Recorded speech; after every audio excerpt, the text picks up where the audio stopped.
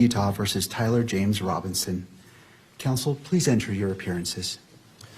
Ryan McBride, Lauren Hunt, Chris Ballard, Chad Grunander, and Jeff Gray for the state. Good afternoon. Good afternoon, Your Honor. Kathy Nestor, Richard Novak, Michael Burt, Stacy Visser, here on behalf of Mr. Robinson. Good afternoon. Good afternoon to you, Counsel.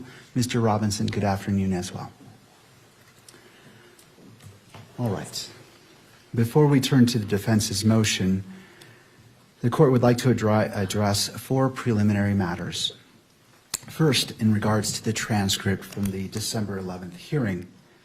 Counsel, I would appreciate your input regarding the transcript from the December hearing. The transcript has been designated as private, and copies are available to the parties.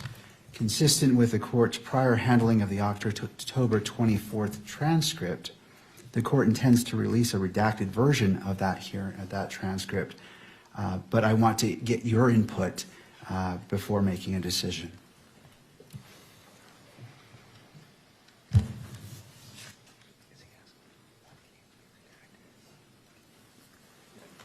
Judge, we intended to do that as well. We haven't stipulated, we haven't come together to stipulate on a version of that transcript that should be redacted. We certainly can do that, and we're happy to do that. Thank you, Mr. McBride. We will meet and confer with Mr. McBride and his colleagues on that. All right. How much time is needed by the parties? 2 weeks. That's fine. A couple weeks. All right. A couple of weeks, and then we can address that. Next, I want to turn to address media coverage and place on the record the potential consequences of any willful violation of the court's December 23rd, 2025 standing decorum order. Under Utah Code Section 78B-6-310, if the court finds a person guilty of contempt, the court may impose a fine of up to $1,000, order incarceration in the county jail for up to 30 days, or both. Any alleged violation will be carefully evaluated, and the court will impose only those sanctions which are appropriate and proportional under the circumstances. The court will make specific findings on the record before imposing any sanction. In addition, the court may impose the following remedial measures if warranted. First, immediate suspension of video transmission of the hearing, with proceedings continuing on audio-only basis for the proceeding where the violation occurred, and disqualification, if necessary and narrowly tailored, of the news organization that filed the request in order for electronic media coverage of court proceedings for the hearing in which the violation occurred from providing pool camera operator services in this matter, where the court determines that such a measure is required to ensure compliance with the standing decorum order and to protect the rights of the parties. Counsel will be allowed to provide their input before the court makes any final determination regarding sanctions. I want to emphasize that these measures are not intended to have a chilling effect on open and transparent courts or on responsible news gathering, and the court remains fully committed to the presumption of open proceedings under applicable rules. Rather, they're intended to protect the constitutional rights of all parties while preserving the integrity, openness, and fairness of these proceedings. Third, at this time I wish to address the camera operator. Mr. Yulberg, if you wouldn't mind coming forward and standing at the lectern. And could you state your name for the record? John Yulberg. Thank you, Mr. Yulberg. It's not my intention to cause you any embarrassment or discomfort. I simply want to ensure that the guidelines for today's proceedings are clear. Mr. Yulberg, during today's hearing, what is your primary role? To provide video coverage of the proceedings for the public. All right. Have you read the December 23rd, 2025 standing decorum order? Yes, sir. Do you understand the guidelines as they relate to your responsibilities today? I do.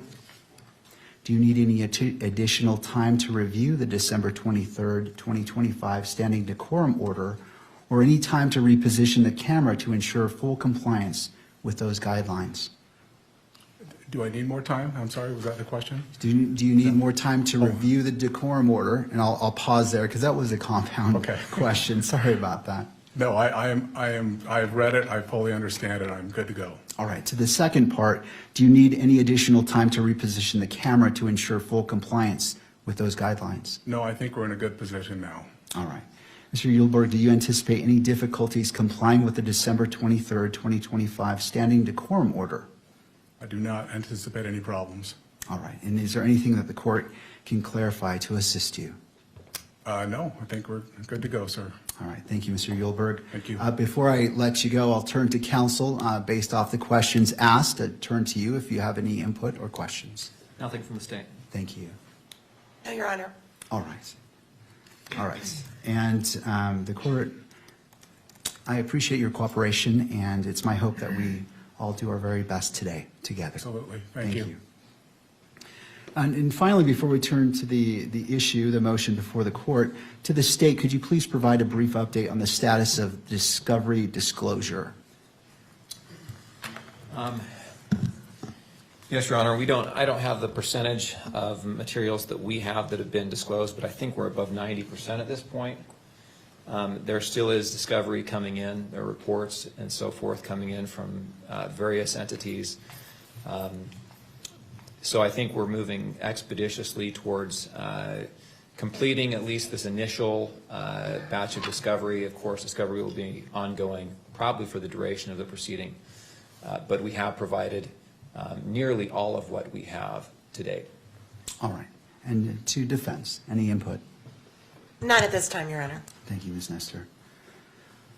All right. Thank you, counsel, for your patience as the court covered those preliminary issues. Let's turn to the defense's motion to disqualify the Utah County Attorney's Office. Ms. Nestor, or, sorry, Mr. Novak. That's fine, Your Honor. That's okay. We actually have some preliminary things we want to discuss with respect to the posture of this motion.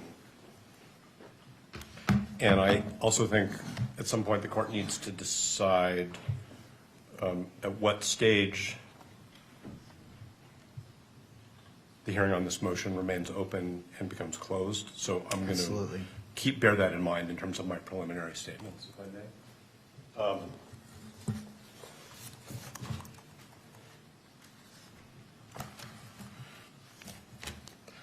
When we filed this motion to disqualify, and when I say we, I mean Mr. Robinson's counsel,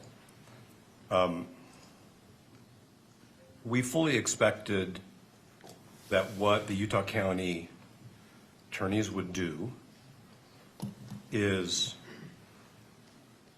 refer the motion to the Attorney General's office so that the Utah County attorneys are not in the position of representing their own interests as potentially conflicted attorneys in a potentially conflicted office, and representing the state's interest in the prosecution. We heard informally from the state's attorneys that they were preparing a response and when it would be provided.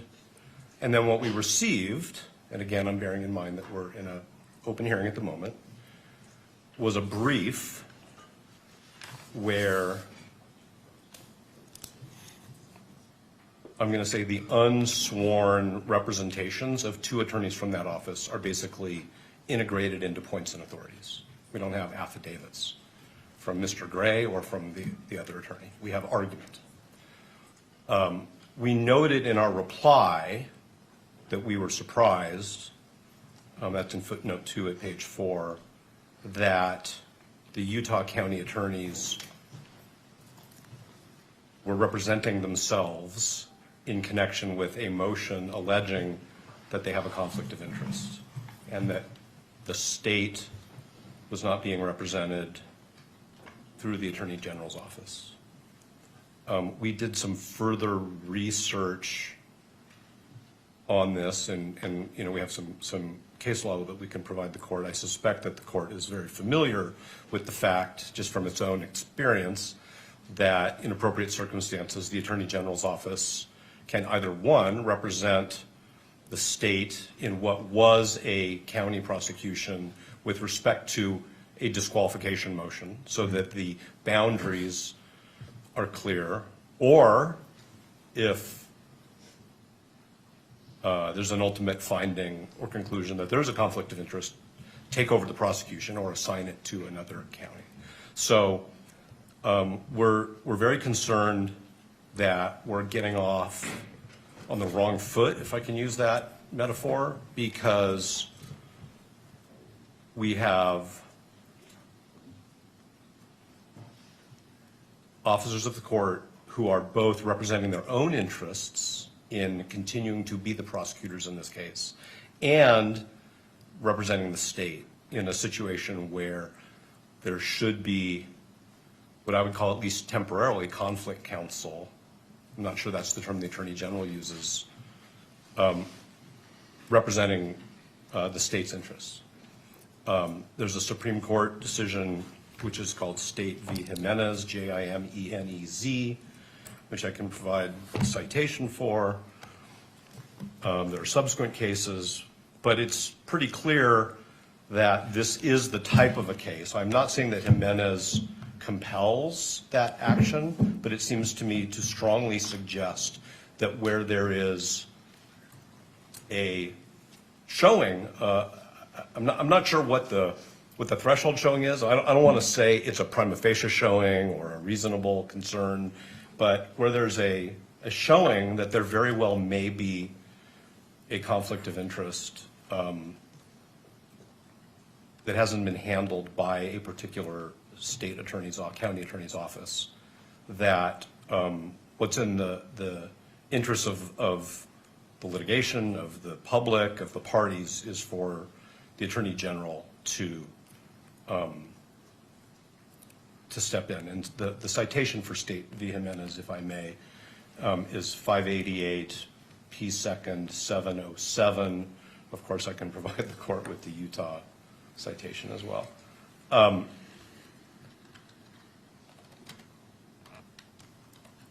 This court actually has the authority under that case, State v. Jimenez, to direct the Attorney General to step in, not for the entire case at this stage, that's not what we're saying is necessary, because that requires a finding of a conflict of interest, but to step in or to designate somebody to step in for the purposes of litigating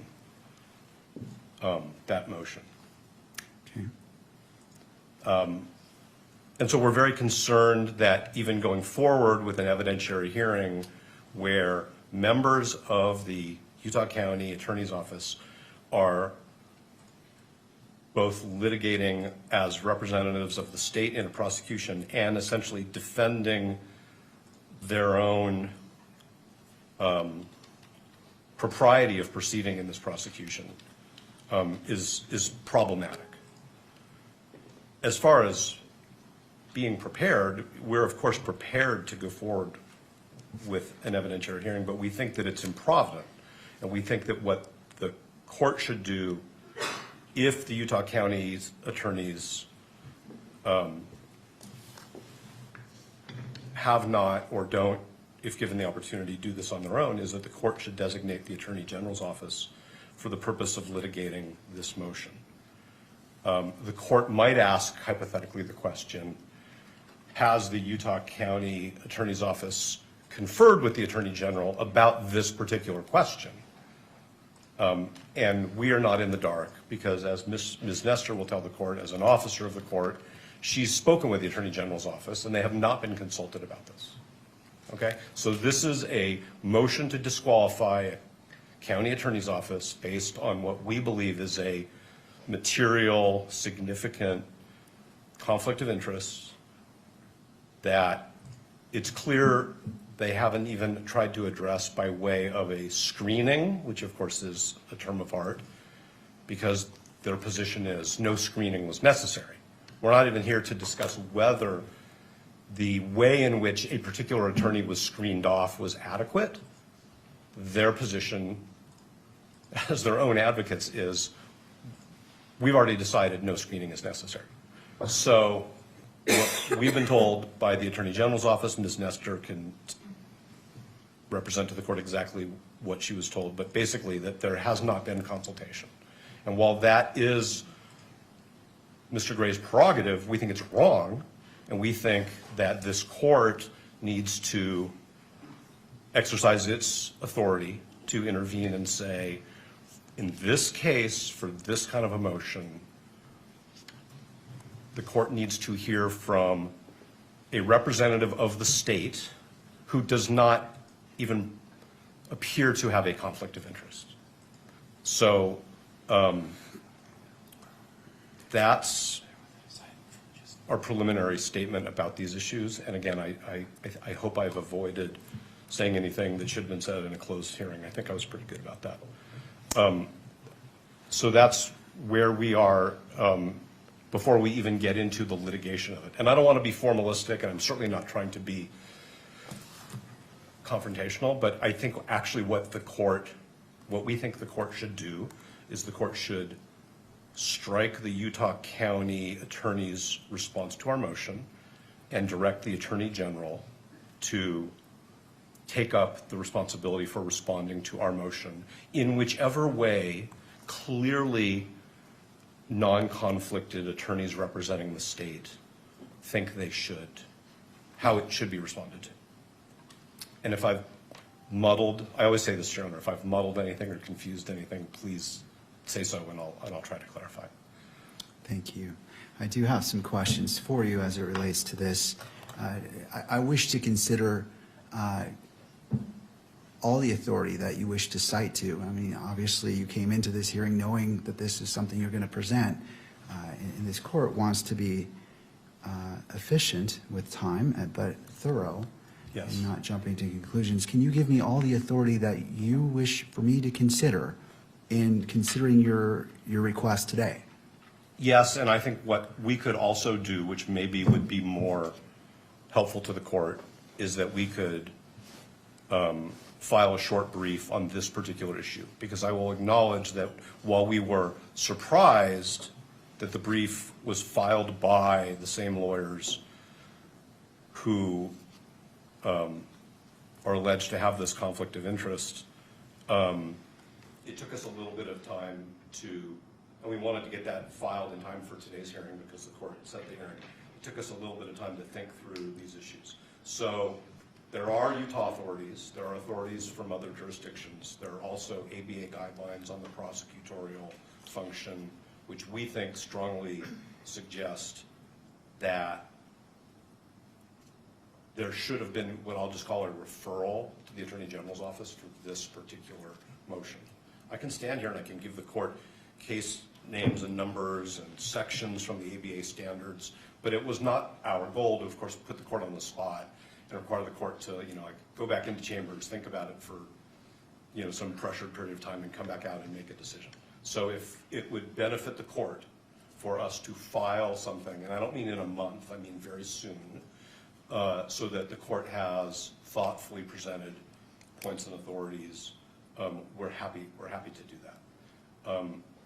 As far as I know, the only people who've traveled out of town for this hearing are Mr. Burt and myself. So I'm thinking about the convenience of witnesses in the court and counsel.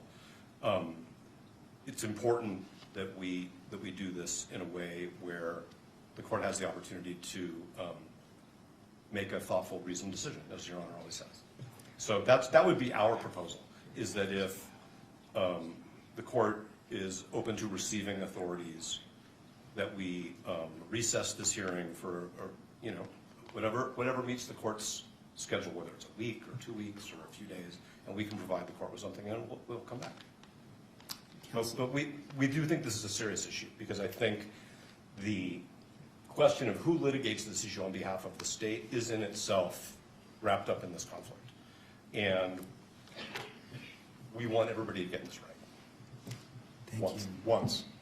My question for you is, knowing this, why didn't you file a motion prior to today's hearing knowing that the court would be in this position based off of your request to prepare the court, prepare opposing parties, and to be efficient in our use of time. I'm trying to understand. I understand what you're saying, and I understand that things evolve, but I'm trying to understand why that wasn't filed in advance of the hearing to put the court on notice at the very minimum, and just to allow the court to do what the court does.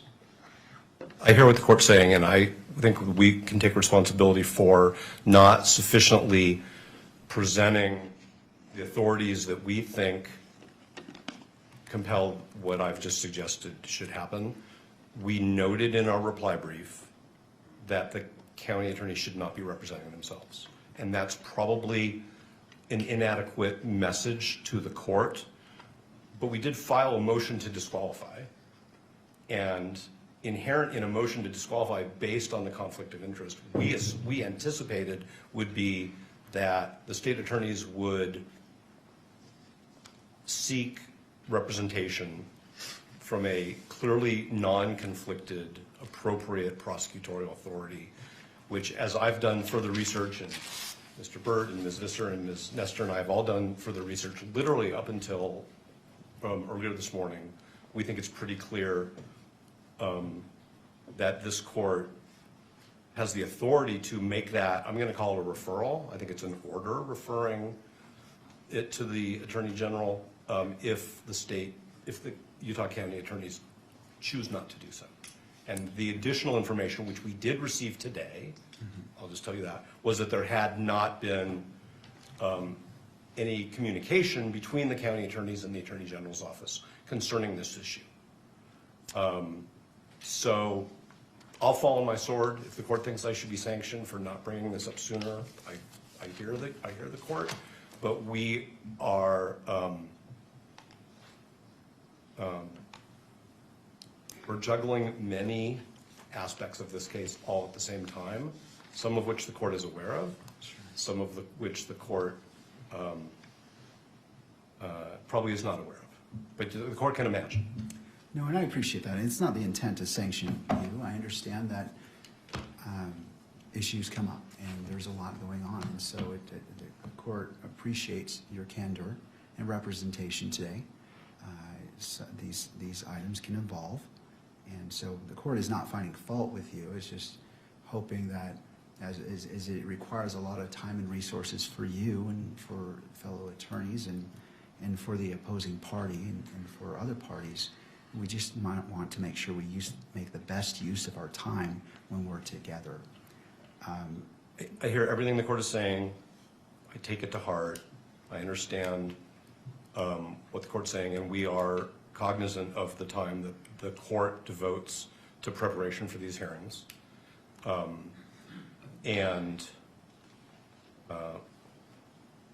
that's all I can really say. That's right. And also for Mr. Robinson himself and the victim representative, Ms. Kirk as well. We just want to do our best, and I understand. And I'm not finding fault with you, sir, or your team. We've all been in court. We all know what happened, so I understand.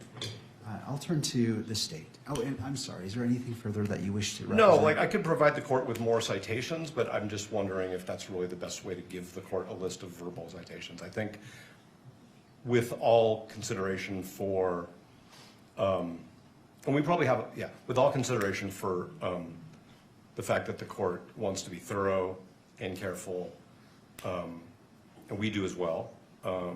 We don't want to shoot from the hip, but I think that we just decided that this was something that we needed to bring to the court's attention in a much more fulsome way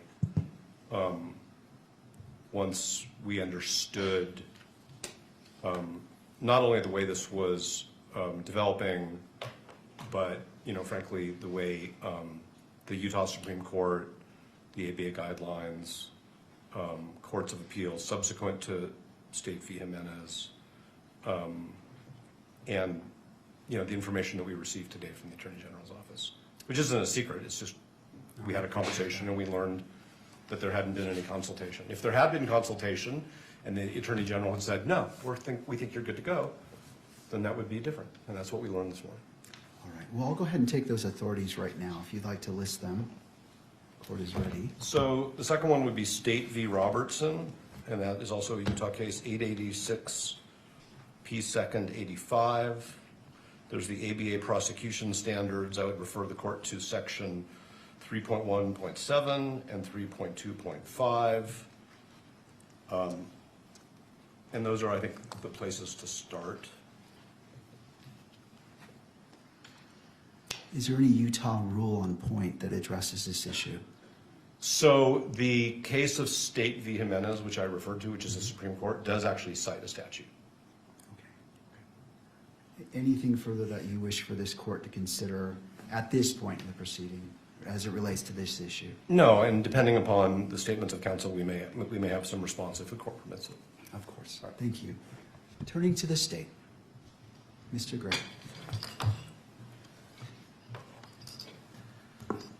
Your Honor, I'm not sure why this is coming before us today. If it was such a surprise to them more than a week ago, I don't know why they wouldn't at least notify the court. I too represent the state. I'm an elected official, constitutionally elected to represent the state. Where does this end? I don't know these cases. I'm very interested to see whether or not they refer to trials. I know that the Utah Attorney General's office, they've done the same thing that we have in Rule 11 motions, where one counsel on the team examines their boss, in fact, on the matter. So I just think this is ambush and another stalling tactic to delay these proceedings. There's no reason that they could not have at least filed the motion and asked for time to brief it.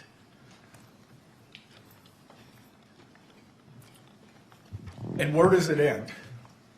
Do we get to respond to their motion to have the Attorney General's office respond, or does the Attorney General's office have to respond to that one too? I'm not, well, anyway, I've stated my, it should have been done far earlier if that was their case, if that was their claim. And if I could just turn the time over to Ryan in case he has something else. Thank you, Mr. Gray. Yeah, I Mr. do. McBride. And excuse me, this is, we're tag teaming this somewhat because it's a surprise to us as it is to the court. But in the 5 minutes I've had to read Robertson and Jimenez, which could have been provided to me before this hearing, it looks like those cases don't stand for conflict of interest cases. They're actually, does the Attorney General's office have authority to prosecute cases that occur within a prosecution district or county attorney's jurisdiction? And the answer is yes. It's not about taking conflicts from the few minutes I've had to read those cases. I do want to state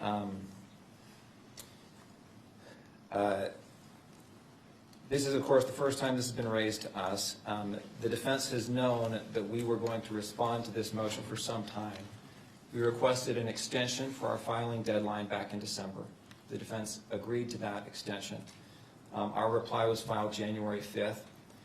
The defendant's reply was filed thereafter. And in that reply, the tone of that reply is mentions that they thought that perhaps a special prosecutor would be appointed to handle the conflict case, but in the alternative says we'll be able to, we want to subpoena witnesses to establish the facts that are laid out in the state's opposition motion or memorandum. And that was what we understood was going to happen today. You have a family member of a prosecutor who has been subpoenaed. An affidavit has been supplied to the court. We believe that affidavit is adequate, but it wasn't adequate from the defense perspective, so they subpoenaed that person. Prosecutors have been subpoenaed for today's hearing. We have 2 investigators that have been subpoenaed for today's hearing. And we are ready to go, Your Honor. I think that the motion or the request that the defense has made assumes that a conflict does exist and that there's an inability of the party who has been accused of a conflict to defend themselves. And I just don't think that that's true. If there is a conflict, which is the question that this court is to decide, the case will be referred. Until that conflict has been established, the case is properly in the jurisdiction that has statutory authority over that offense. And until that conflict has been established, the Utah County Attorney's Office has this case and can defend its involvement in this case. I got just a moment to review my notes and see if there's other points we want to make on this. Of course.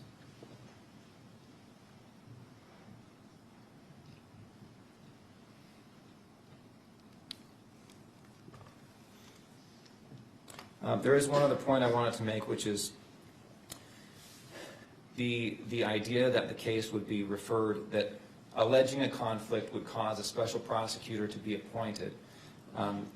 That really assumes that there is a conflict, and until that conflict has been established, there is no duty for the case to be referred to another jurisdiction or another special prosecutor to handle. And it raises some of the issues that have been brought up in some of the case law regarding creating or alleging conflicts. There's a lot of case law that talks about how it can be a tactic to try and remove cases from one prosecutor's authority to find a more lenient prosecutor, find a more favorable prosecuting authority that's not going to seek, for example, in this case, the death penalty. And there's a lot of case law that talks about you can't call opposing counsel as a witness in a case unless they're absolutely necessary. And the reason is because it can be a forum shopping effort. And we're concerned with that same kind of motivation or tactic that could be used in this case or other cases like it. Anytime you, as opposing counsel, you don't like the offer you're getting, the way the prosecution is being handled, you allege a conflict of interest, and all of a sudden the county attorney's office has to spend $10,000 to hire a special prosecutor just to handle that one issue, regardless of whether or not it's supported or whether or not a conflict exists. That's a concern we have. Your Honor, we're ready to go forward today. We think the evidence that will be presented today will illuminate the issues adequate that Your Honor can make a decision about whether or not a conflict exists, and we don't need to delay this proceeding any further. We're confident the court will see the facts as they are and be able to make that determination. Mr. McBride, so the motion has been made by defense to continue this hearing to allow the filing of a motion addressing more fully this issue. And to that request, what is the state's reply? We object to that motion to continue or to strike. We ask the court to go forward today. We think the motion is untimely. The court has, or the prosecution has subpoenaed witnesses, and every delay that happens, the witnesses that we have now family members of the prosecution being subpoenaed. These people are ready to move forward and get this out of the way. The longer we delay this, the more anxiety that this procedure has. All right, thank you, Mr. McBride. To defense, any response? Yes, John, thank you. First, I want to say this is not about seeking a lenient prosecutor. This is not about tactics at all. And it was actually the county attorney's office who informed us back in October that there was a family member of a prosecutor who was present at Utah Valley University at the Charlie Kirk rally and experienced and witnessed certain things. We didn't make this up out of whole cloth. We didn't grab onto some piece of discovery and say, a wedge, a tactic.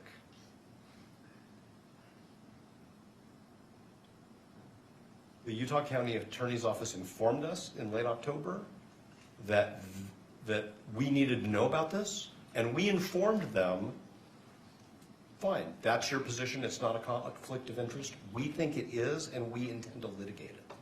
So it's not a tactic, it's not something that we've made up out of whole cloth because, like I said, we found a needle in a haystack. It's something that they properly brought to our attention, but we firmly believe that the law supports the conclusion that that particular prosecutor should have been screened off.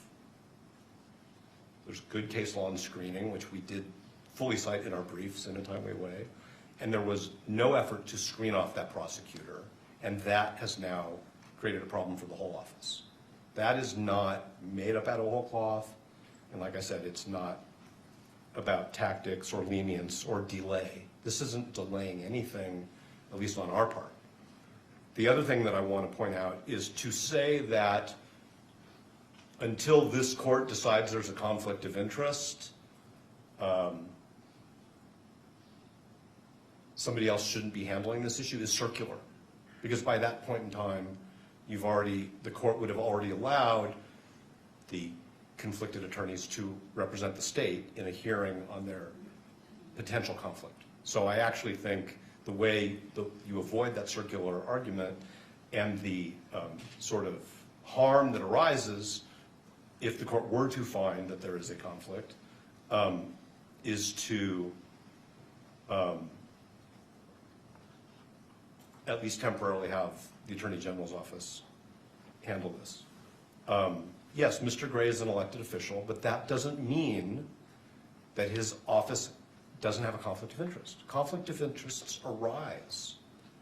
A judicial officer decides to become a prosecutor. A prosecutor decides to become a judicial officer. That's actually where most of the case law comes from, as Your Honor knows. A defense attorney changes careers and becomes a prosecutor. There has to be a screening. The case law is very clear that the screening has to be adequate. There's been no screening here because Mr. Gray decided we don't think there's a conflict of interest. And what we're saying is it's not a needle in a haystack, it's not a tactic, it's not a fiction, it's not a thin reed. The evidence that the court has suggests, number one, that there's a very good possibility that as a legal matter there's a conflict of interest. That's why we need to have an evidentiary hearing, because the court doesn't have all the facts. And number two, that the Utah County Attorney's Office, because they decided early on, without consulting with anybody, that they didn't have a conflict of interest, didn't put any screening mechanisms in place.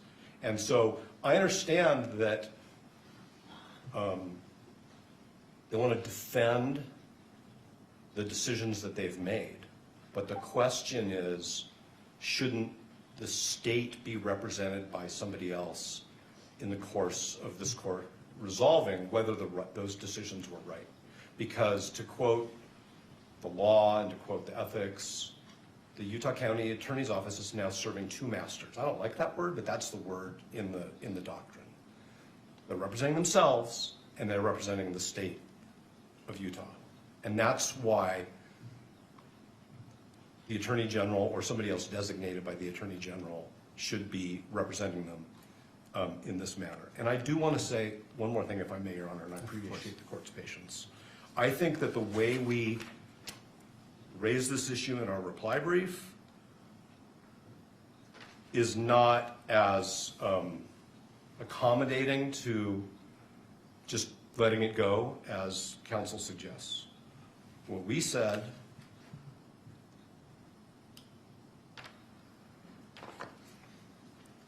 is we asked the question is whether it is even appropriate for the UCAO to litigate this issue on its own behalf. While the UCAO may have provided this court with the information that it has deemed relevant to this issue, the scope of the disclosures and litigation of this motion should have been assigned to another state agency, such as the Attorney General. We didn't suggest that this court should appoint a special prosecutor for all purposes, or that the filing of this motion means that the Utah County Attorney's Office is automatically disqualified from the litigation. That's the point of the motion, is whether they had a conflict of interest, and if they did, whether they handled it. And it's our position correctly, and it's our position that the answer is yes and no. So I understand there are witnesses here, people are ready to go. We think that the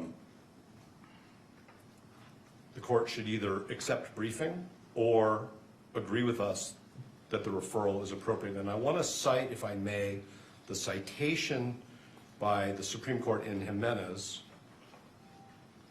So this is 588 P. 2nd. It's 707, but this is at 708. This is the statute quoted by the Supreme Court.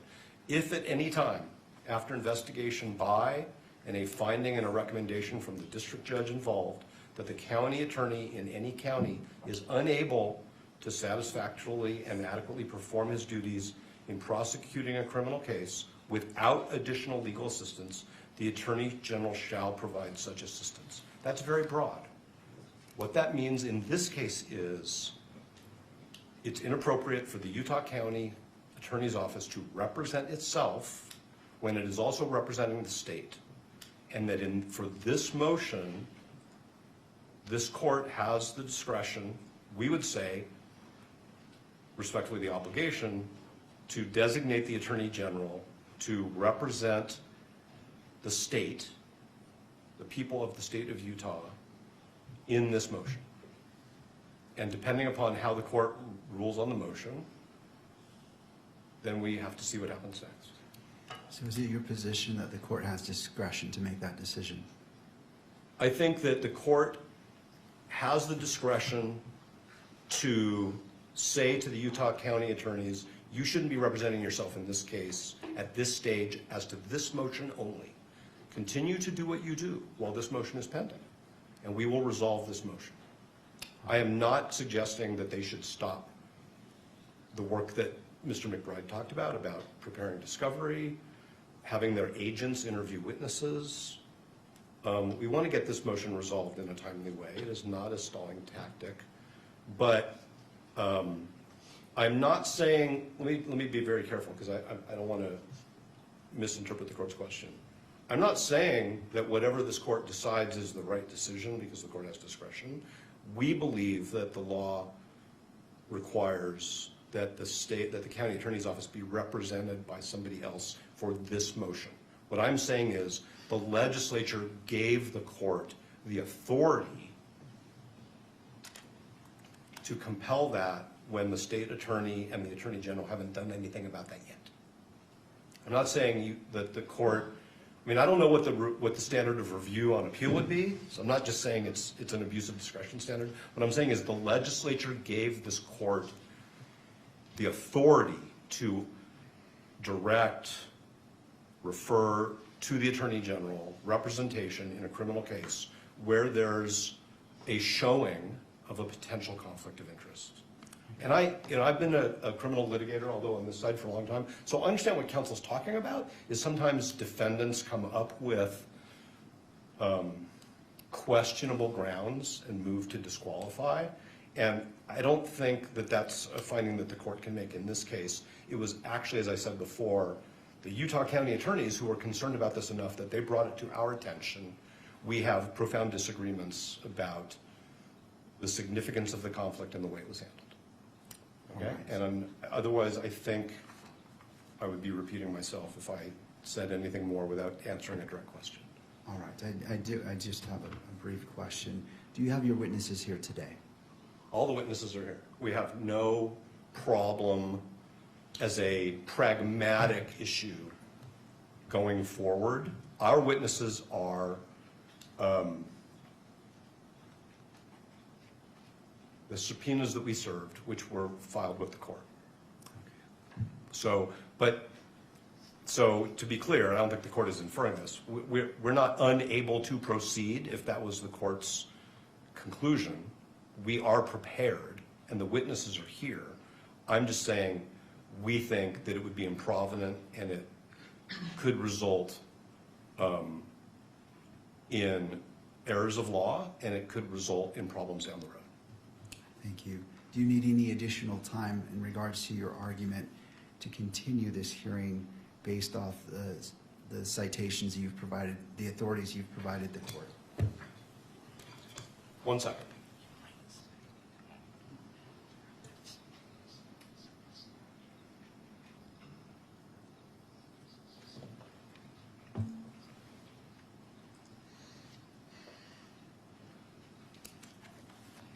No, thank you.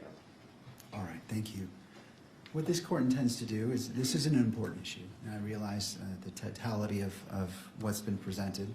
And my question in regards to your witnesses it was informatory. I just wanted to see if depending on what the court rules, if the parties, I don't want to disadvantage either party in that. So this is an important issue, and this court wishes to take a brief recess. I want to look at what's been provided and make see where the court needs to go. I want to inform myself, take a moment to look at it, and as opposed to just making a snap decision and taking into consideration all parties and the constitutional rights of all parties as well.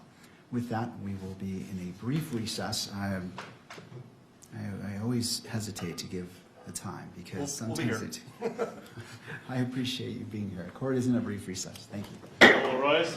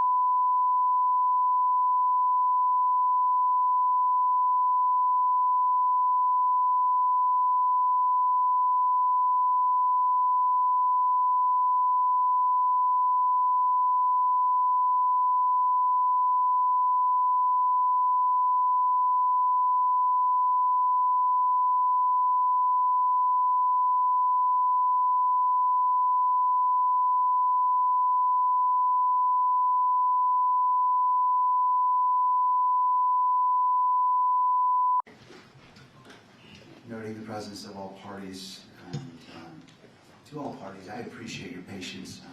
The issues brought up are important, and the court wanted to take the necessary time to examine what has been presented and make a decision on how we move forward today.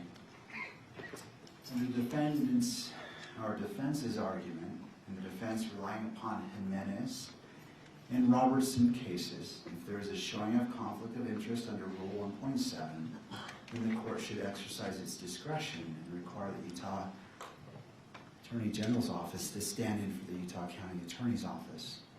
Mr. Novak conceded that there has to be a very good possibility of a conflict or showing of a conflict.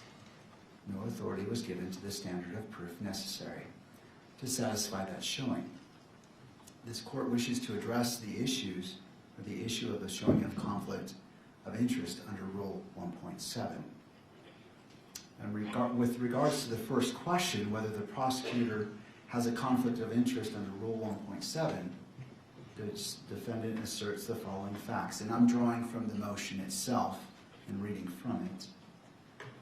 One of the prosecutors on the case has a family member who, along with approximately 3,000 others, attending Turning Point USA at UVU on the day Charlie Kirk was shot and killed.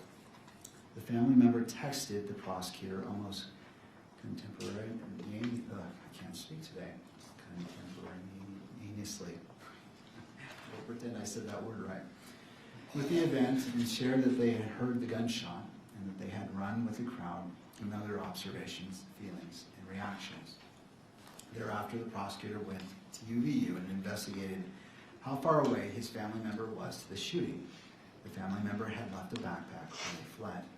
The prosecutor determined that the family member was approximately 85 feet away from Charlie Kirk when he was shot.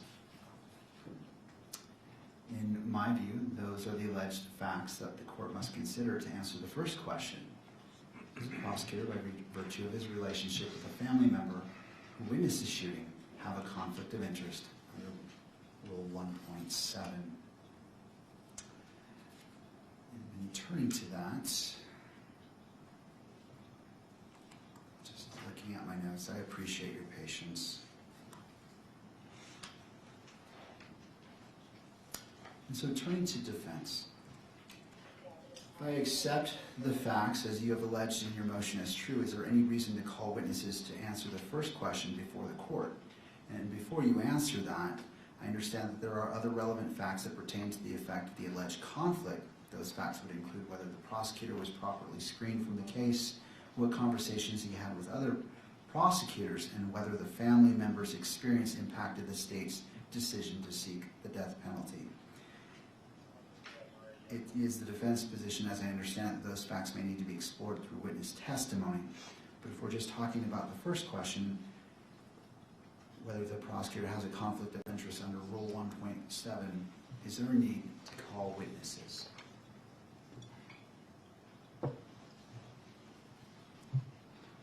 Yes, Your Honor. I understand that the court is trying to get to the threshold question that we have put before it with respect to who should be representing the Utah County Attorney's Office in this motion.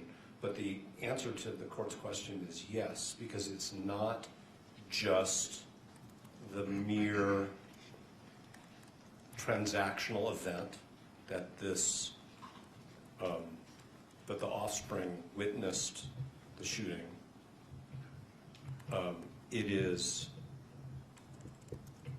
the evidentiary development will get at, and again, we were only provided with an affidavit, which was very, if I may, narrowly drawn, at communications that happened after that between that offspring and their parent, between that offspring and other family members that may have been communicated to the parent, communications between the parent and other people in the office, impact. Okay, so now I'm going to just say, if I had found out that my child was at an incident where somebody was shot and killed, I would have an incredibly strong emotional reaction, even if they were safe. Okay, so give me a second, okay? There was a horrible shooting incident at Brown University a few weeks ago. And I have a child who lives within 20 miles of there who was in Providence that day. And everybody in our family was really freaked out until we knew that they were safe. And then even when we knew they were safe, the question was, what did you see? Did it affect you? Turned out everybody's fine. But it's not just, oh, I was there, right? And my family member didn't witness a shooting. Wasn't in a crowd with 3,000 people who all had to run and take cover in case there were more shots fired, in case there were some other harm that occurred, okay? So it's not just the fact that this person was 85 feet away from Mr. Kirk. It's that begins to, that scratches the surface, if I may, of the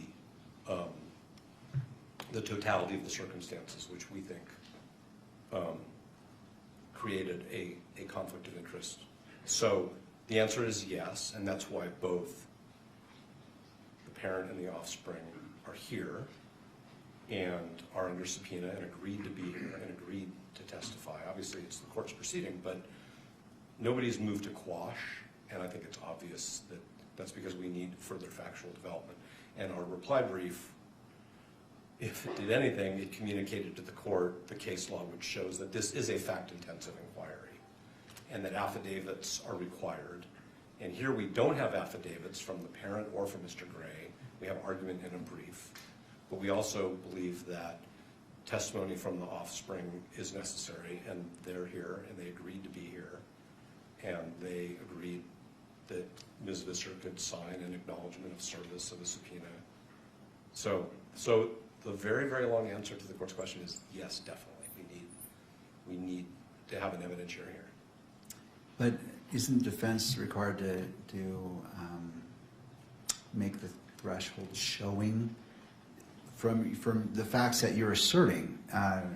Isn't that where we begin? Not necessarily the state's response, but don't you have a responsibility to show that you've made a threshold showing of what you're asserting would rise to what you're asserting in your motion? So the state, so the Utah County attorneys informed us that this offspring was present in a crowd, was caught up in the ensuing chaos, heard a shot fired, had to leave their belongings behind, witnessed the trauma of other people. We can't really get beyond that without fact development. And if what the court is saying, hypothetically, is, I want you to go sit down and interview people, that's one thing. But if the court's saying that we somehow should have more information than the county has given us, we can't do that without evidentiary development. Okay? We have questions about whether there were more non-recorded communications that we haven't been told about. I think we have a good faith, and the court could imagine that a family would talk about such an incident, and it wouldn't just be the text messages that the court has in the exhibit. And I don't purport to say anybody should run their family the way my family operates. I'm just talking about what I think would be natural, which is families talk about these things because we want to take care of our kids, and we want to make sure they're okay. And then we need to make sure that our responsibilities to the public and to justice aren't impacted by our personal experiences. And I think that we can only get at that, Your Honor, through evidentiary development. All right. And that's why, and I think that the state would agree with that, because that's why they provided the court with some affidavits and some fact in the course of argument. So I think that it needs to be fully developed through the very limited number of witnesses that are present. I understand. Let me turn to the state. What's the state's position? So I want to make sure I'm understanding your question. The question is, there's two layers here, right? The first layer is when an alleged conflict arises, does in this case, the county attorney's office have to conflict the handling of that allegation to another, special prosecutor, attorney general's office, right? Your question is, doesn't the defense have to make an initial showing before that first conflict has, or occurs that requires that delegation? Yes. Okay. My answer is yes. I mean, otherwise we have to have a hearing to determine if another entity has to handle the substantive issue. And then you have to have another hearing to determine if there actually is a conflict. I think there has to be at first a showing that there is, a basis for a conflict. Otherwise, someone can come in and say, I think there's a conflict without any evidence whatsoever. Or not evidence that's credible. I think, and for that reason, I think the court should be able to make this threshold showing based on the affidavit. Right? The affidavit and the facts have been proffered. I think there's enough there for you to say, yes, the county attorney's office can handle this motion on its own, or no, this motion needs to go to the attorney general's office, whoever else, to handle the substantive issue of whether or not there's a conflict. I mean, I want to be clear. I don't believe under any of those circumstances that the issue needs to be conflicted out. I believe that until a conflict has been found, the county attorney's office or whatever entity has been accused of a conflict can litigate that issue without litigating that issue. All right. Did I make myself clear? I appreciate that, Mr. McBride. A follow-up question in regards, they're proposing calling witnesses to make that threshold showing. What is the state's position? No, I mean, my position is no. I think witnesses should be called one time in this case, and that should be to determine whether or not there's a conflict, not to determine whether or not the issue of whether or not there's a conflict should be conflicted. Okay. I think there may have been a little bit of confusion there, and I'll take responsibility for the question. In regards to the threshold showing about the conflict,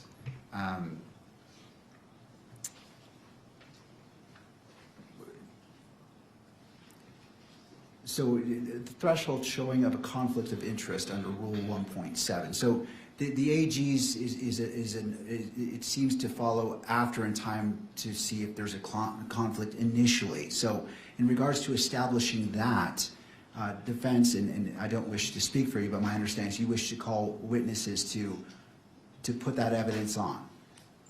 Then I misunderstood the court's question. I don't think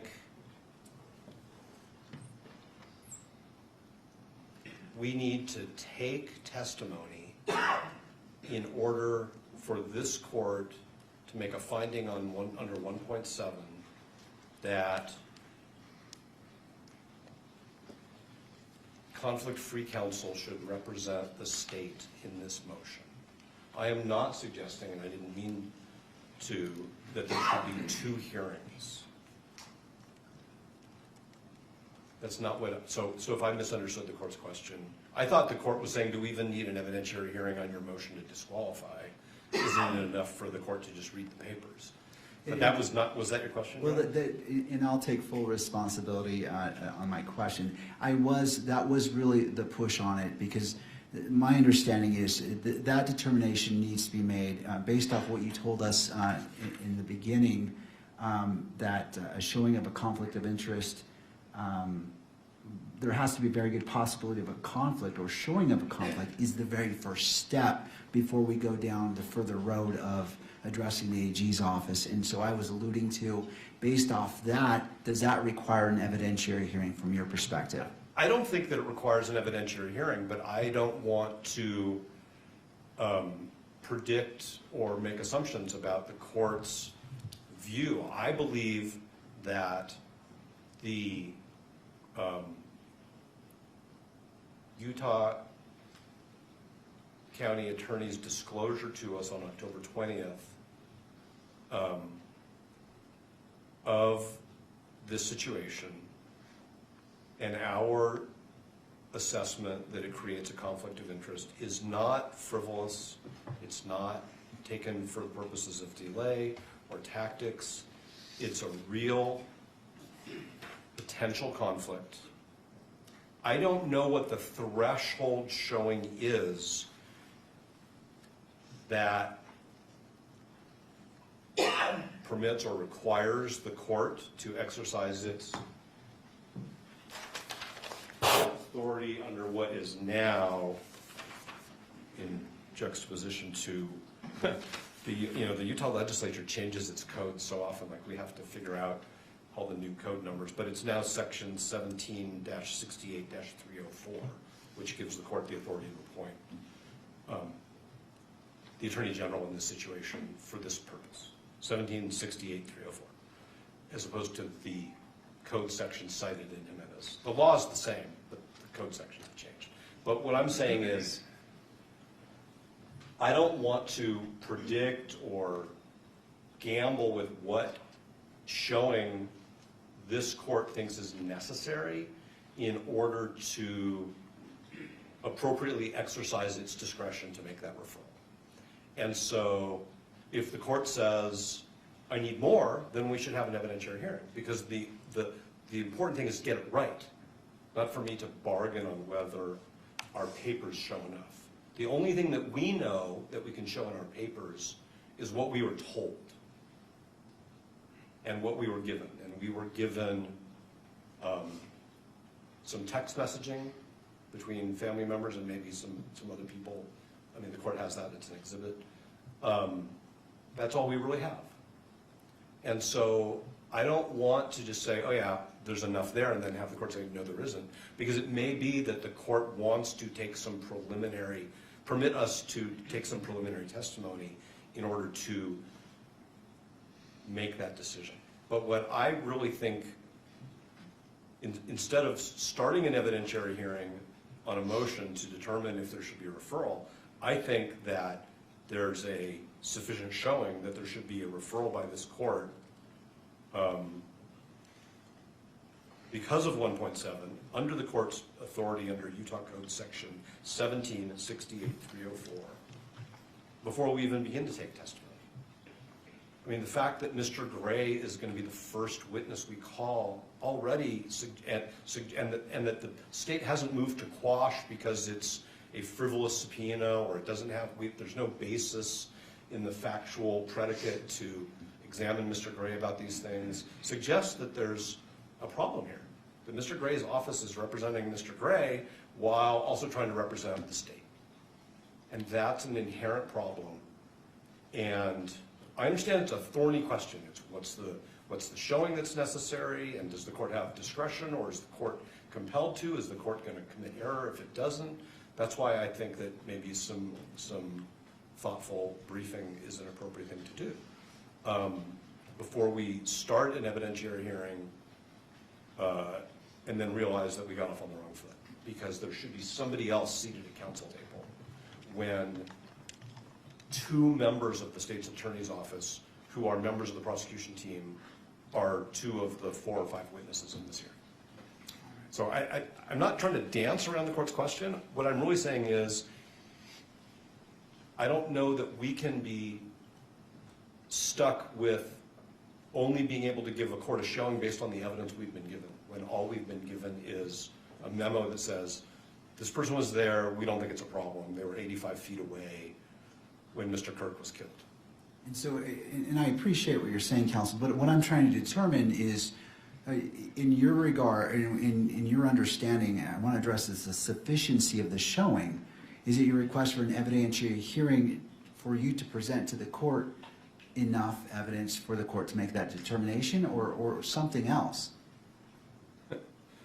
If the court doesn't believe that the papers themselves sufficiently demonstrate that for purposes of the motion to disqualify, the state should be represented by somebody else, then the answer is yes, we want to have an evidentiary hearing up until the point where the court reaches that conclusion.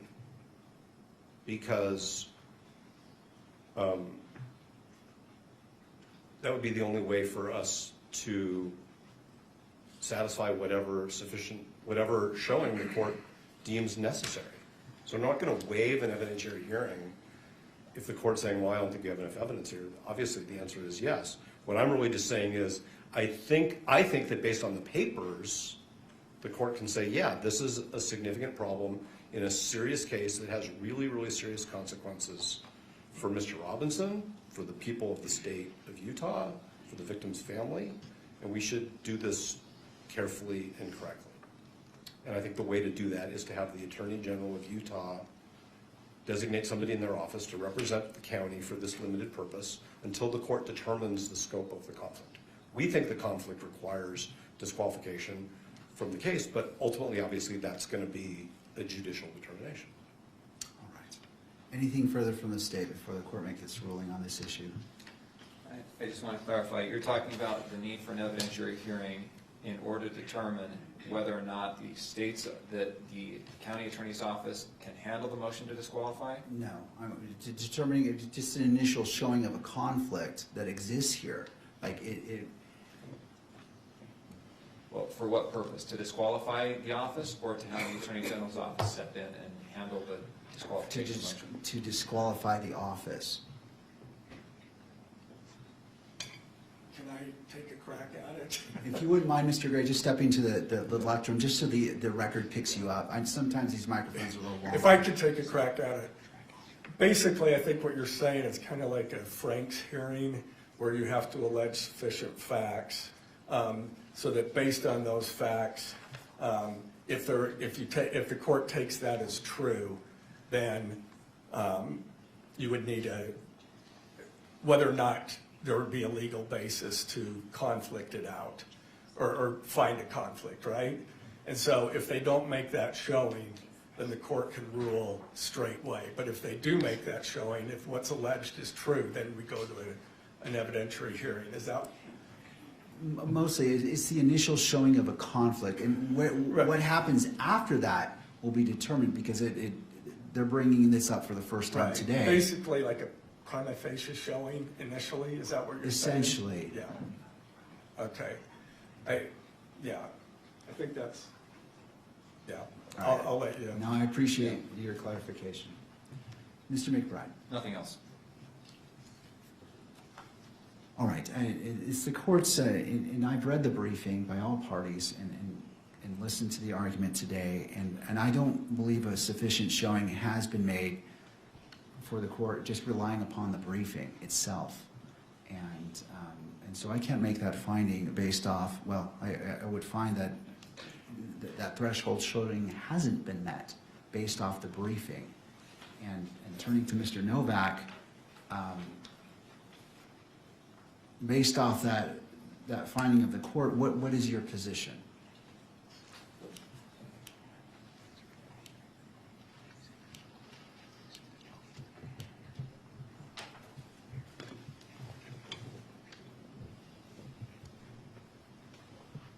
Our view is that if the court has concluded that the briefing does not yet rise to the level of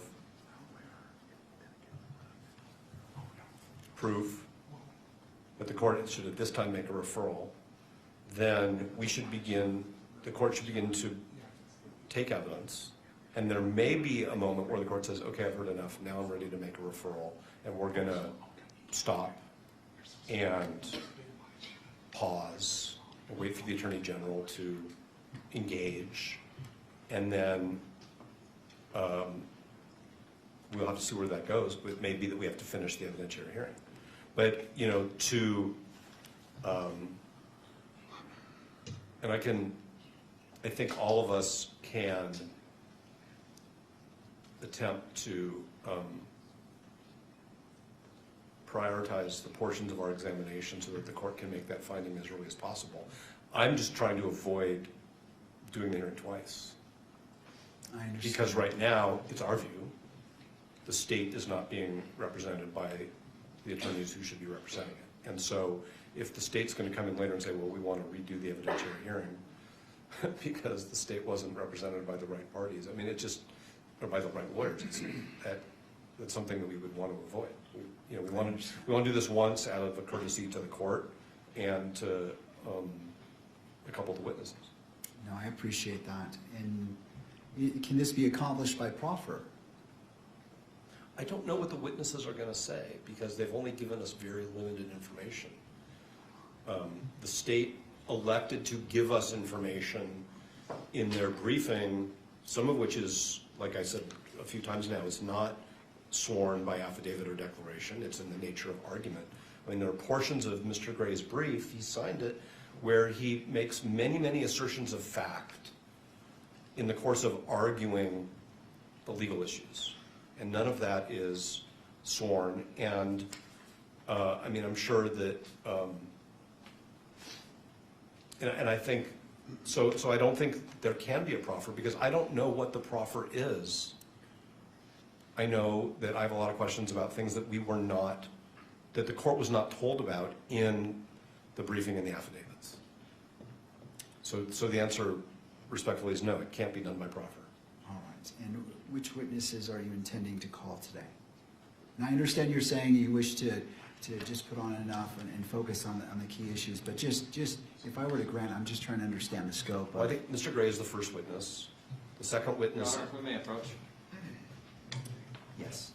Parties to the bench, please. Okay.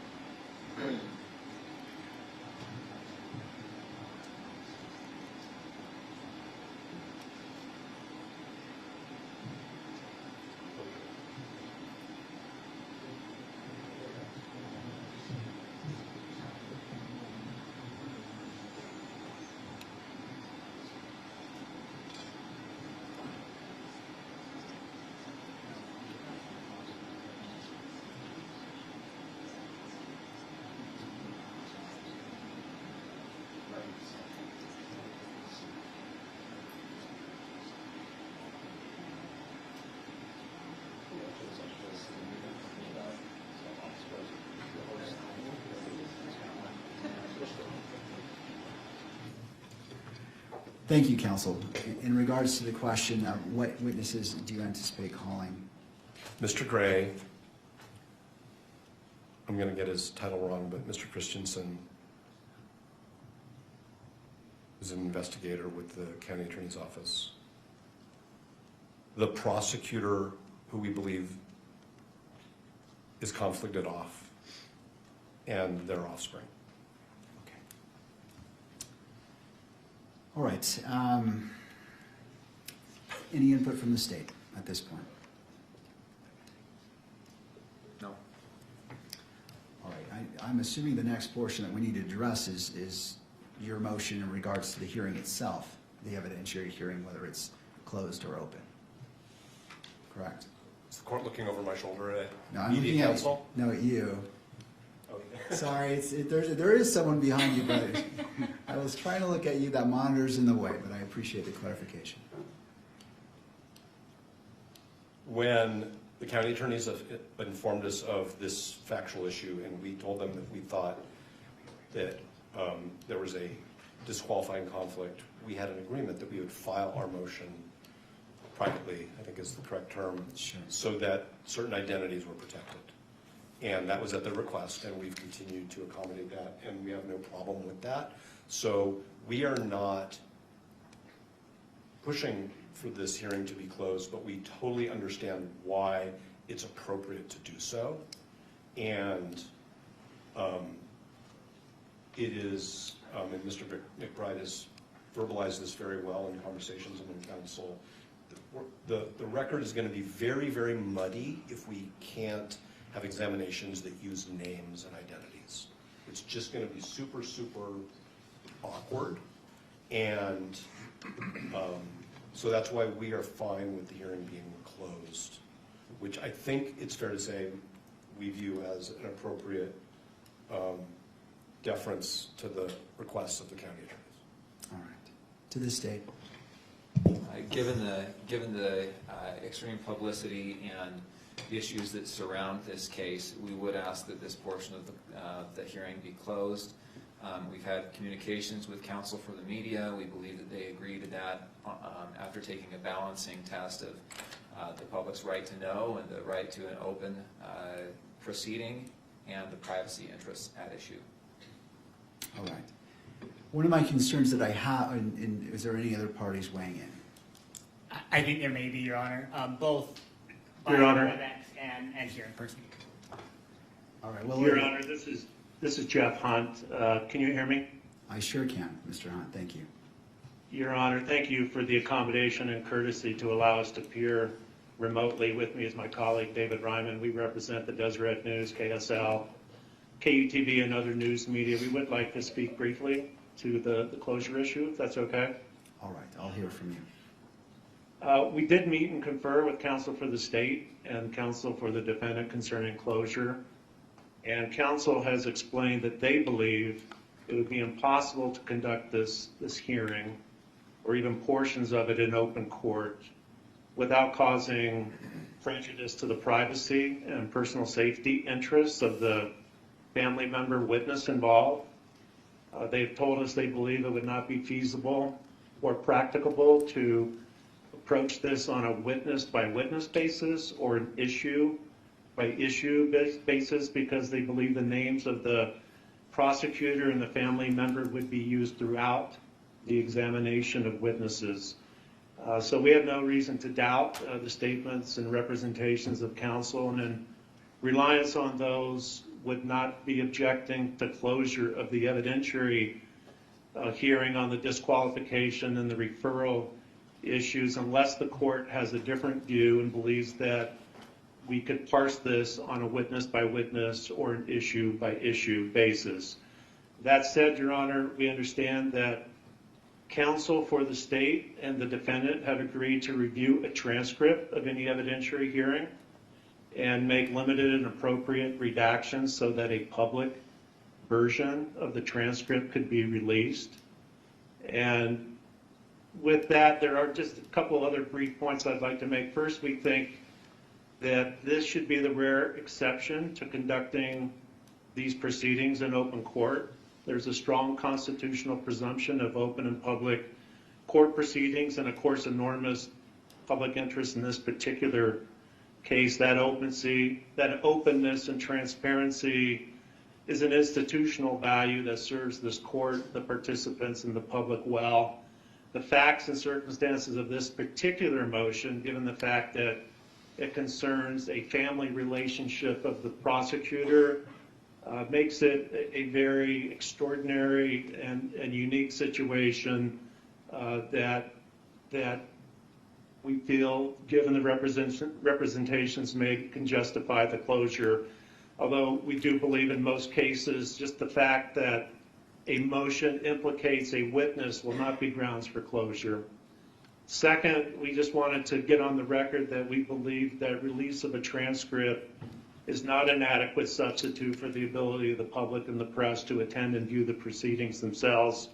For this particular evidentiary hearing, that may be the only practical mechanism for the public to obtain some information about the case. But again, we would expect this would be the exception and not become a regular practice. And finally, Your Honor, it's our position that any oral argument on the disqualification motion or the referral motion should be conducted in a public hearing. As this hearing itself has shown, a lot can be done and argued without disclosing the names of family members or the witness at issue and jeopardizing those interests. Counsel can refrain from identifying the prosecutor or family member to protect the asserted privacy interests. And we have experienced counsel. They could be mindful of that issue during oral argument, and it's not unduly burdensome for them to take those steps, and any burden would be greatly outweighed by the public interest in learning more about the motion and having at least an open argument. So we do believe that the argument, and I understand the argument will be made at a later date, not today, But that should be done in open court. That's all I have, Your Honor. Thank you, Mr. Hunt. Anything further from the parties? Your Honor, as to the oral argument, it is our request that it be closed, and the reason why is that we're not perfect. Names slip. It's happened in trials. It's happened in arguments before, and I'm concerned at the risk that could have if one of the parties, one of the attorneys, were to slip and identify those who ought to be protected. With that said, a fallback position could be not live streaming the event and requiring any redaction should an inadvertent mention of a name be made. Thank you. Counsel, one of my biggest concerns is I have to make findings of fact that are very specific. I can't redact my findings when I issue an order. And I will have to cite to the relevant facts. And quite honestly, the name of the prosecutor is a relevant fact. I can't simply glaze over that and make an assertion. It's important because it relates to various factors that you may address, and which has been brought up in briefing. And so this court is going to deny the request to close the hearing as it relates to, and I will take this motion witness by witness. I understand that there may be a witness that this is applicable to, and the court will entertain that, but because this court has to make findings and has to cite to the facts, I need to be able to do that. And since I'm going to do that anyway, which I will, I'd rather address it in an open court. And again, I will entertain any motions, witness by witness, that are going to be called and be respectful of that. But going to Mr. McBride's point, you both have that duty. It's in regards to how you present, and if you're talking about a name that needs to be protected, that's on you, on how you speak. I can't. It seems inappropriate to create a safeguard to prevent you from making a mistake on accidentally saying a name. That I don't believe that would be a proper reason to close the hearing just for that. And I understand the pressure, counsel. I know it's difficult, but I cannot accept that as a reason to close the entire proceedings for the evidentiary hearing portion. But again, as the witnesses are called, I will entertain the motion whether to close the hearing per witness, and we will address it as we go. Mr. Novak. Yes, Your Honor. With that, how would we like to proceed? Well, first, is there any clarification needed on this court's ruling as we're proceeding into the evidentiary hearing? I just want to clarify. Are you going to entertain motions to close at the outset of every witness? Is that what I understand? If the motion is made, yes. Okay, thank you. May we have a moment? Yes.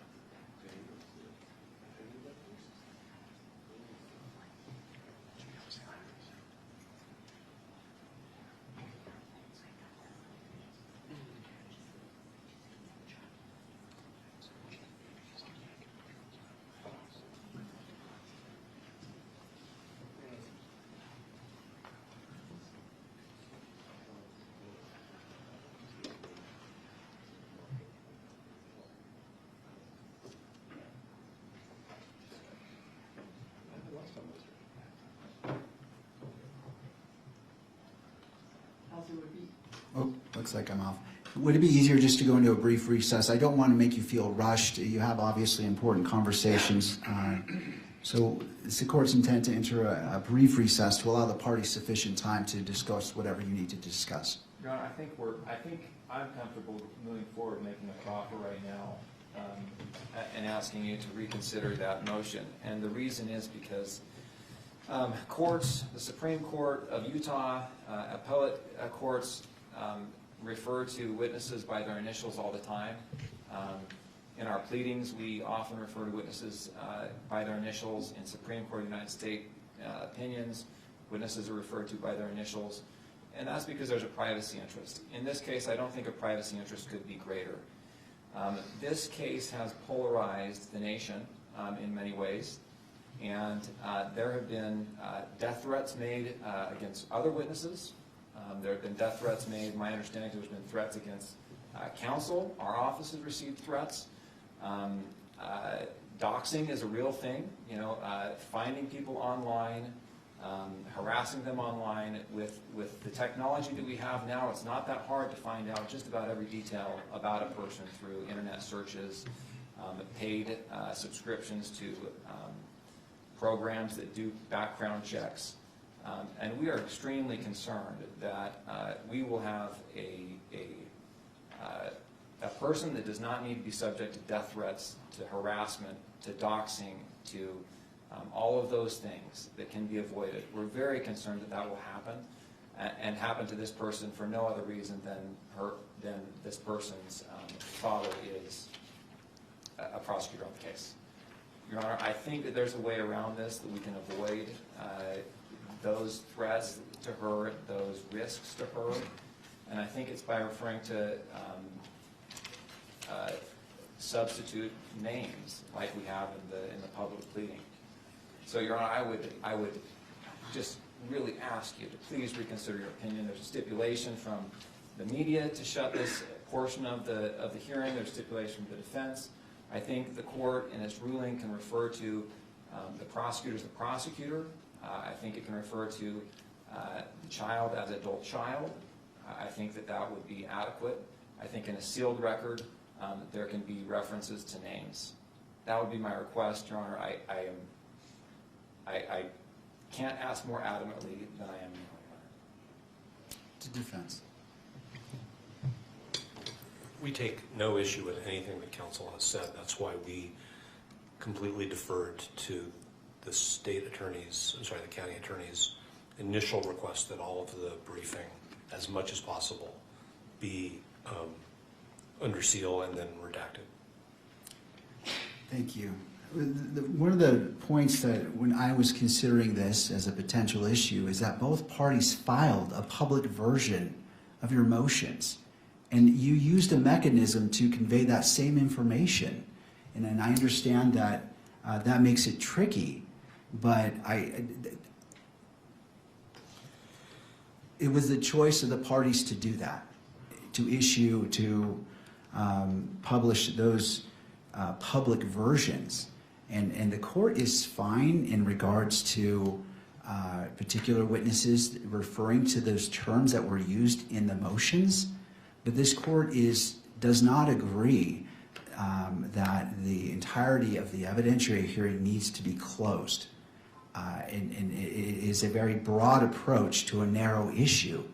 And I understand and I respect the concerns made by Mr. McBride, and I understand that, and the court is willing to go witness by witness. If you feel that a particular witness, that needs to be closed, the court will entertain that. I understand the issues of safety, and the court feels the urgency and the importance of that has been stated, but this court cannot find that the closure of the entirety of the evidentiary hearing is proper, given the motions that have been filed publicly online. And I have to leave it to counsel in deciding how you present the evidence, how you state the names. I'm willing to abide by the format used in those public motions, but this court denies the request to close the evidentiary hearing. And again, we'll take witness by witness a motion if that particular witness needs closure that particular witness's examination needs to be closed.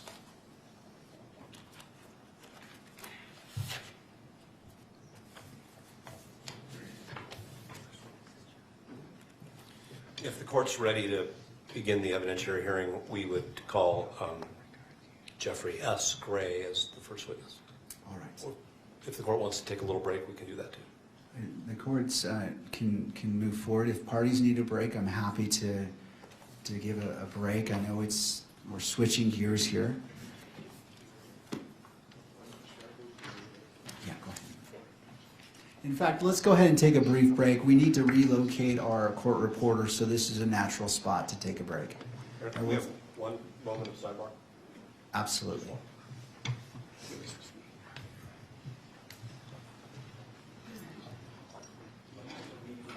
Hold on, counsel.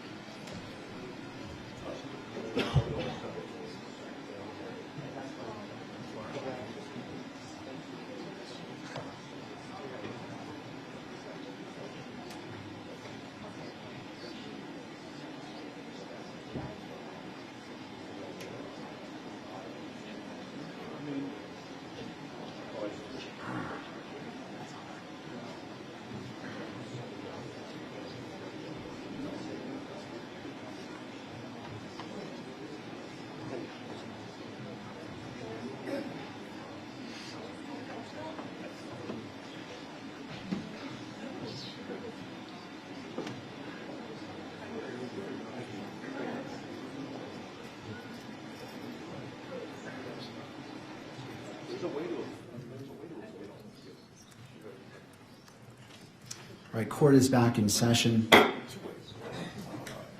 Counsel? I believe the exclusionary rule is being invoked. Yes, Your Honor, we'd ask the court to exclude all witnesses during the testimony of other witnesses. All right, and to the state, any input? We agree. And at this time, would it be convenient to just take a brief recess? Yes, please. All right, it's 3:20. How about we come back at 3:30 and resume on the record? Sounds good. All right, court is in recess.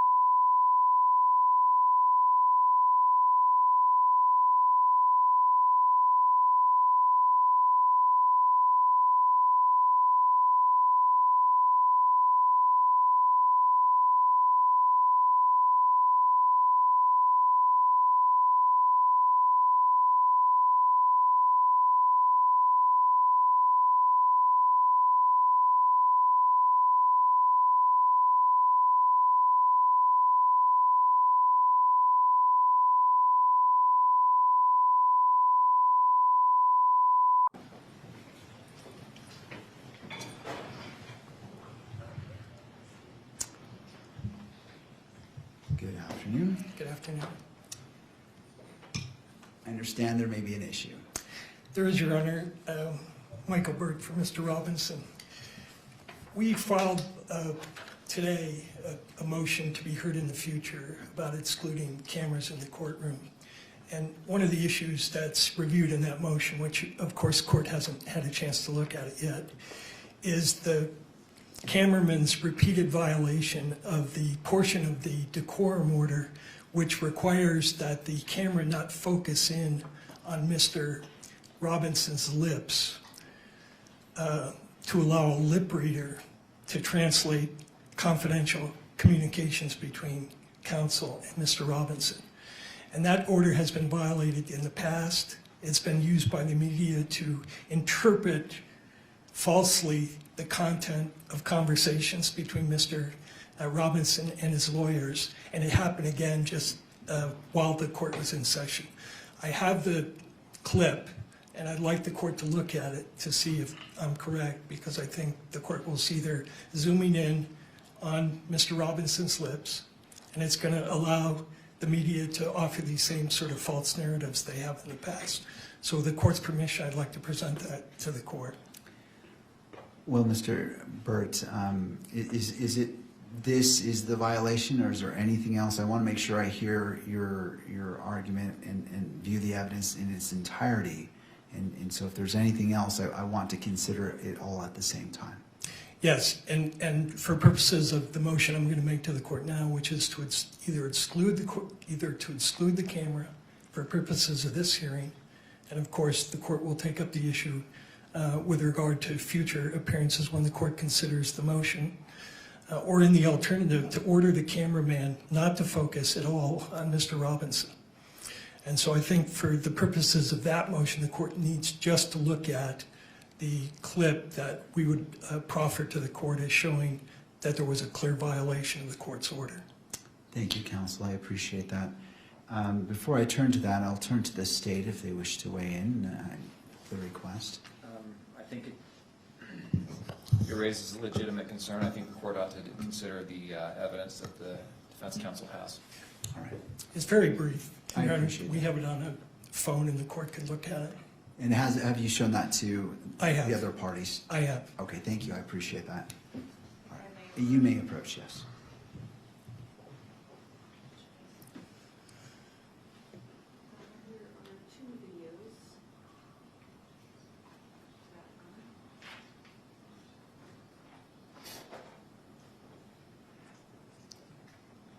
What is the length of the first video? 9 seconds. And do you want the benefit of the record to articulate what this first clip shows? You know, I think the clip shows that the camera is zooming in the first clip on Mr. Robinson's lips as he is trying to communicate with me sitting next to him.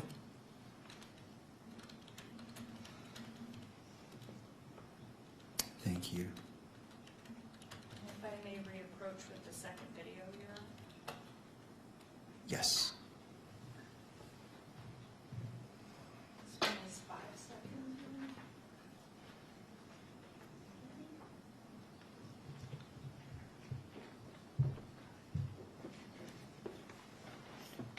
That looks like.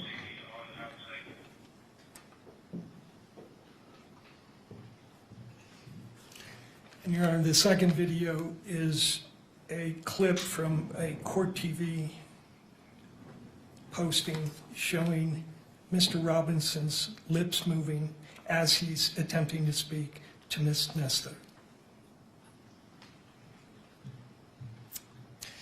And Your Honor, one last thing I'd like to add if I could, which is I think the court very correctly and very cautiously admonished the cameraman about your December 23rd order before this hearing began. And he said he understood the order, and I think the order is very clear as to this lip reader provision. And I can elaborate further why it's damaging, but I think it's obvious to the court if the media is allowed to interpret the conversations between counsel and his lawyer, it creates all sorts of problems in terms of Mr. Robinson's right to a fair trial. Thank you, Mr. Burt. Thank you. And just one more question, I apologize. Just for the benefit of the record, from your position, citing to the standing decorum order, the violation itself, so we can connect it all from your arguments. Yes, Your Honor, I forget the paragraph, but there is a paragraph in the court's latest December 23rd decorum order. It's I think paragraph 48. 48. And it's been a feature of every decorum order. I think we're on the third one. But from the start, the court has prohibited zoom-ins to allow lip readers to interpret what's being said between counsel and the defendant. And finally, I think you led with this in regards to the sanctions being requested. You cited to the court sanctions, and then there was a second one referring to, and I want to make sure I wrote it down right, because Sure. Something along the lines of not showing Mr. Robinson at all. I want to make sure I understood that request. Sure. The request was either to exclude the cameras for purposes of this hearing in its entirety because of the violation and because we can't be assured that the cameraman's going to comply with the court's order. The second request is if the court is not going to exclude the cameras, then it should, at the very least, order the cameraman not to shoot any footage of Mr. Robinson. That the camera should be focused on the court and the witnesses if the court permits that, but it should not be zooming in on Mr. Robinson. His demeanor, his conversations with his lawyers have nothing to do with the newsworthiness of this case. And what it's allowing is very prejudicial information to be leaked to the public through these lip readers and body language interpreters, and it's creating massive prejudicial publicity for us. So that's the request. Thank you, Mr. Burt. Thank you.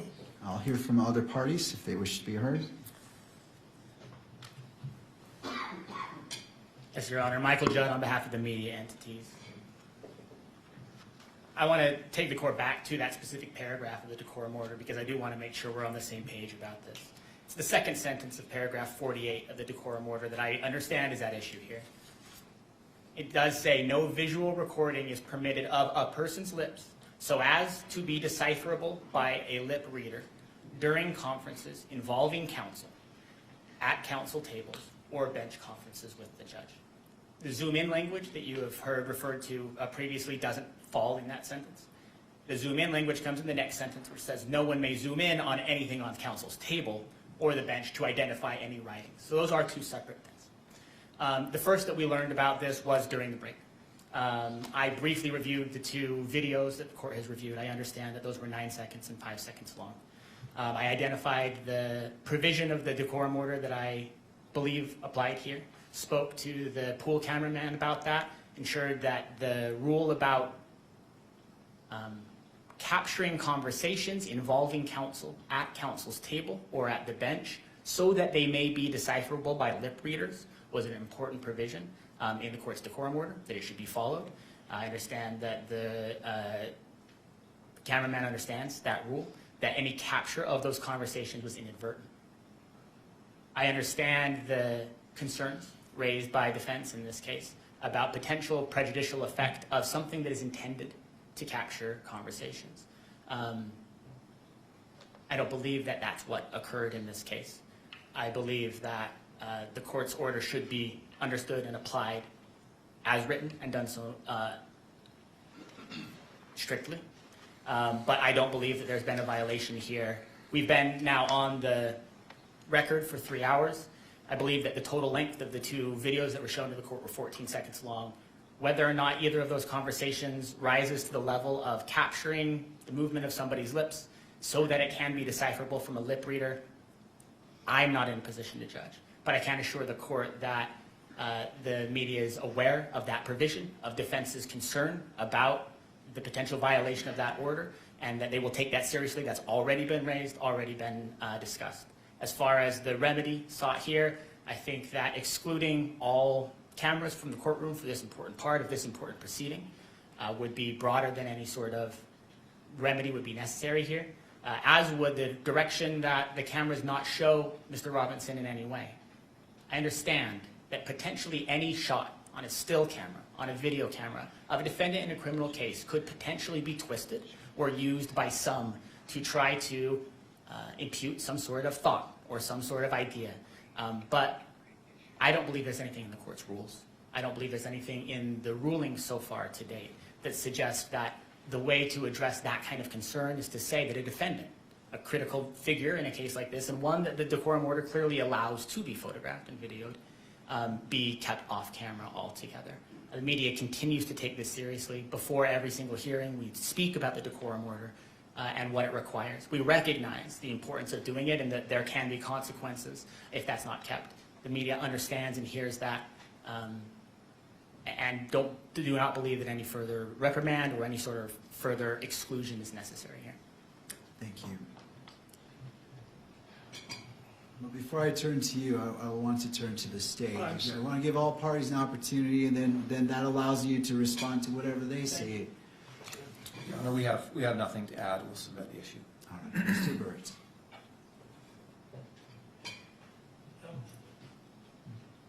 Judge, the problem with that explanation, that's the same thing they said last time, on December 11th. And on December 11th, there was a same violation. Lip reader. I can pull up for the court what the electronic media did with the prior violation. They hired a lip reader. The lip reader purported to derive a confession from the incident, and they posted that. It's still up there.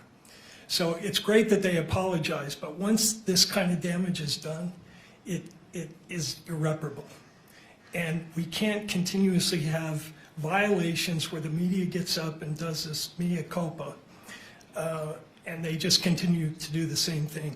And I point out to the court, this is the same pattern that happened in the Korberger case that's discussed in the motion we filed today. And eventually the court there had to order that all coverage of Mr. Korberger's face was prohibited. And we attached that order to the motion that was just filed with the court. And I understand the media's desire for dramatic coverage. I understand how they want to incriminate Mr. Robinson. But that process is supposed to happen in a trial, not in the media. And it's a serious violation. It's one that the court should not just blink away and say, I accept the apology, especially after the court was so clear this morning. Calling the cameraman up, asking if he had read the December 23rd order, and his response was, I'm good to go. Meaning he had read it, and presumably he read that provision about zooming in on lips. There's no excuse for it. The court should take some action. Thank you, Mr. Thank you. Anything further from any of the parties before this court makes a ruling on this issue that's before it? No. I just want to make one note, Your Honor. Those clips that I showed you are just small portions of much longer footage that was available in the live stream.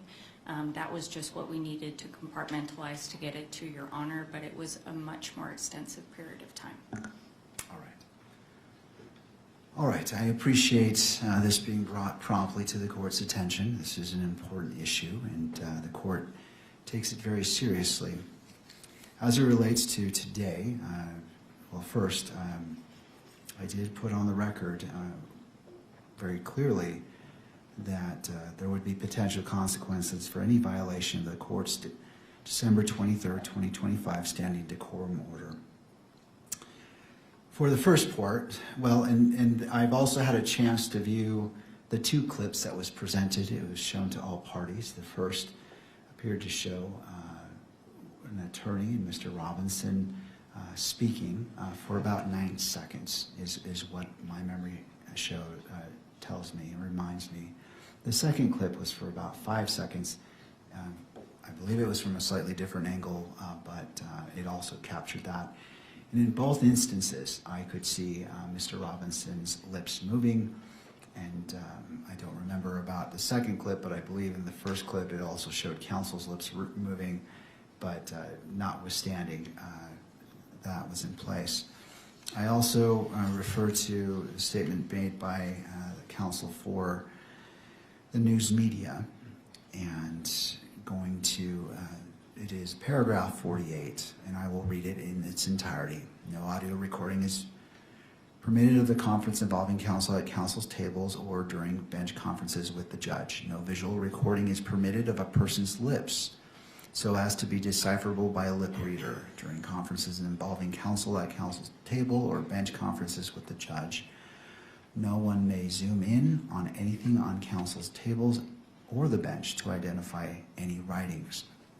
Now, in regards to the zooming, I know there was a representation, and it's easy to, as you're reading, to kind of combine it, but I'm not finding that zooming in relates to the lip reader portion, but that's not material. I do find that, and I'm not a lip reader, so I don't know what the standard is for lip reading, but I do note that 9 seconds in that first clip, one could see his lips moving, and it is a significant time for, as it relates to this particular issue. It wasn't a passing shot. It was focused on these two persons, and so I find that the decorum order, as it relates to paragraph 48, as it relates to no visual recording is permitted of a person's lips so as to be decipherable by a lip reader, I find that that has been violated. In regards to the second clip, 5 seconds, where it shows Mr. Robinson and I believe one of counsel, that I was able to view Mr. Robinson's lips moving. It wasn't a passing shot that it just so happened to capture. It was focused on them. I find that that is a violation of paragraph 48 as it relates to no visual recording is permitted of a person's lips so as to be decipherable by a lip reader. Turning to the next section, finding that the violations have been shown as the court has reviewed the purported evidence of these two violations, I turn to the sanctions. Previously, I stated that under Utah Code Section 78B-6-310, if the court finds a person guilty of contempt, the court may impose a fine of up to $1,000, order incarceration in the county jail for up to 30 days, or both. I find that applying this sanction would be disproportionate to what the conduct was in those two clips. And the court notes that it is the court's discretion on whether to apply it or not. I find that the court will not issue this sanction. In addition, the other sanctions the court stated earlier today, in addition, the court may impose the following remedial measures if warranted. Immediate suspension of video transmission of the hearing, with proceedings continue only on an audio-only basis for this proceeding where the violation occurred, and disqualification, if necessary and narrowly tailored, of the news organization that filed the request in order for the electronic media coverage of the court proceedings for the hearing in which the violation occurred from providing pool camera operator services in this matter where the court determines such a measure is required to ensure compliance with the standing decorum order and protect the rights of the parties. The court also stated that before making a decision, it would allow counsel to make argument or statements, in which the court has done, and that the court's actions are not intended to have a chilling effect on the open and transparent courts or on responsible news gathering, and that the court is fully committed to the presumption of open proceedings under the applicable rules. That being stated, and as the court was listening, Mr. Burt has suggested that one of the potential sanctions is that for the camera for the remainder of the hearing, and not to show Mr. Robinson at all as a sanction for the remainder of today's hearing. And so the court considered that as well. This court does not wish to make a disproportionate decision on the actions, and it does note and does not minimize the violation. Therefore, this court will take up the suggestion by Mr. Burt that during the remainder of this hearing, that the camera shall not photograph Mr. Robinson at all, and that will be the sanction of this court. I will allow the pool camera operator to reposition the camera to adhere to that. Well, first, sir, I'm going to ask you to come forward because I want to make sure that's even a possibility. And again, I don't mean to put you on the spot. I'm simply, I don't want to set anyone up for failure. I don't want to make an order, and if it's not possible, then further sanctions could apply. And I recognize that it wasn't your anticipation to be on your own camera. But as it relates to not showing shots of Mr. Robinson for the remainder of this hearing, what are your thoughts? I can do that. From where I'm positioned now, I can shoot this lectern, I can shoot the bench, and I can avoid the attorney tables altogether if that is what is desired. All right. Do you need to do any repositioning of the camera to accomplish that? And I'm willing to give you that time to accommodate that. I just, again, I don't want to set you up for failure given what's happened. And so what are your thoughts? No, I think the position I'm in, I am okay to avoid the attorney tables at this point and just shoot, this forward part of the courtroom. All right. Thank you. Thank you, sir. All right. Turning to the parties, any clarification needed about the order of this court and the sanction that is imposed? No, Your Honor, I only have one. It sounds like this issue is specific to video coverage and that the order not to take any imagery of Mr. Robinson would not apply, for example, to the still photographers. Do I have that correct? Well, I'll hear from the parties before I offer that clarification. Do you wish to weigh in on that issue?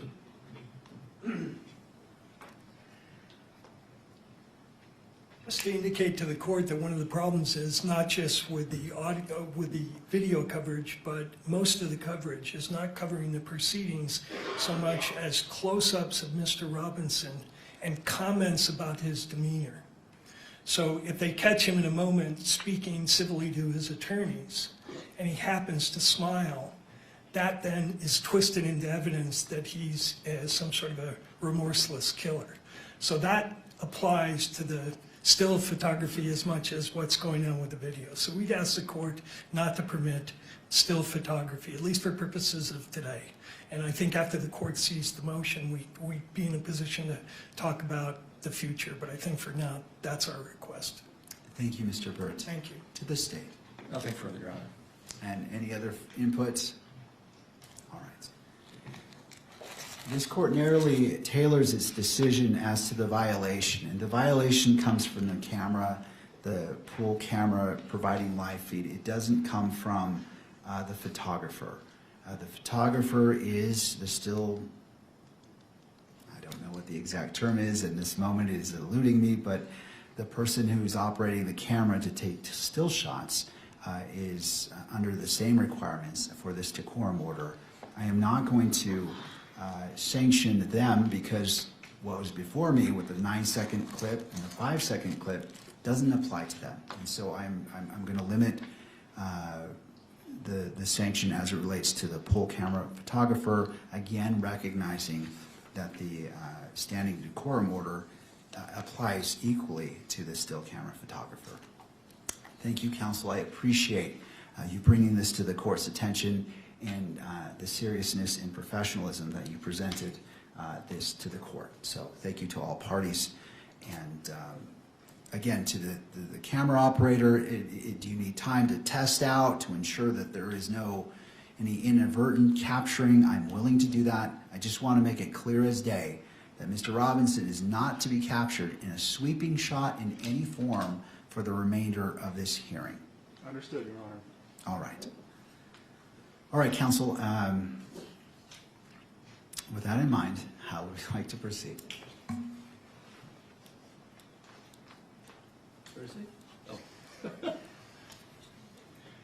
We'd ask the court and the clerk to swear in Mr. Gray. Mr. Gray, if you would approach and stand before the court clerk to be sworn in. You do you solemnly swear that the testimony you're about to give now before the court will be the truth, the whole truth, and nothing but the truth, so help you God? Thank you. You can sit. Mr. Gray, if you'd like, have a seat.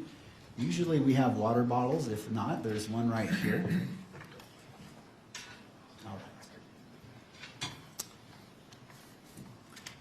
And Mr. Gray, I'm sure you've heard this before, but if you could position the microphone close to you, just to ensure that the record picks up your testimony today. Thank you. Mr. Novak. May I proceed? Yes. Thank you.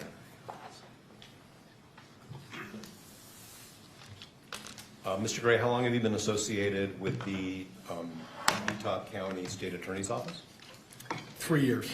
Okay, and was it 3 years ago that you were elected to be the chief prosecutor of that office? Yes. All right. And had you ever previously been associated with the Utah County Prosecutor's Office in any other capacity? I've defended on criminal appeals. I was a criminal appeals attorney for the state of Utah for 23 years, so I represented the state of Utah on those criminal appeals, which would include Utah County. Okay.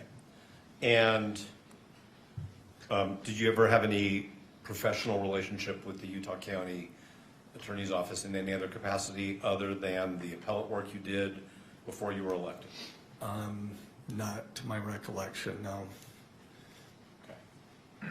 Okay. Because we're in an open session and based on some of the guidance from the court, I'm going to ask you questions. Well, let me back up. How many prosecutors are in your office right now?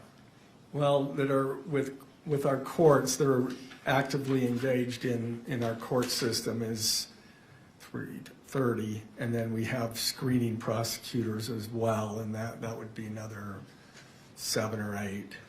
Okay, so I'm going to try to... I should stop because I also, my executive team, they don't have courts, so there's another 5 of them as well.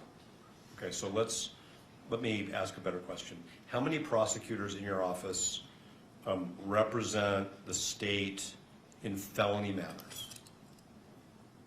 Well, all of them that I just described. 30? I mean, even the screeners. Yes, the screeners, my executive team, they are assigned to special cases.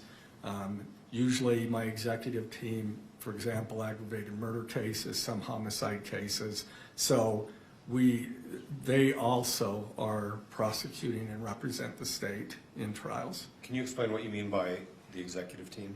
The executive team would include, obviously myself, I have 2 chief deputies, 1 chief deputy, another chief deputy's general counsel, and then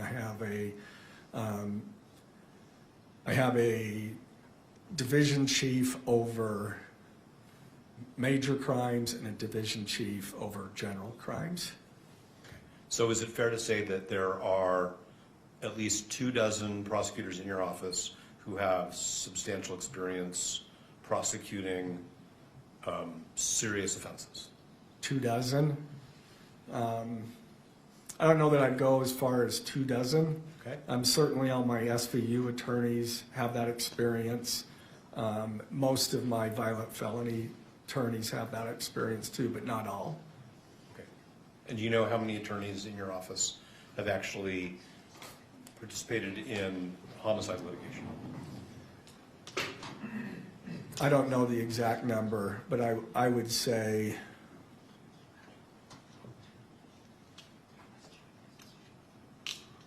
maybe 15. Okay. But I guess I should clarify, not all of them have the experience in aggravated murder cases. And that's why we specially assign those attorneys. Understood. And how many do you believe have experience in aggravated homicide cases?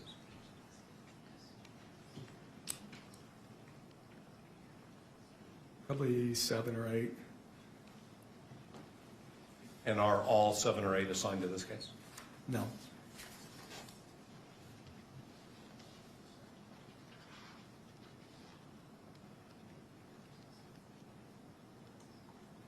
Are the 5 other than you who are assigned to this case experienced in aggravated felony cases?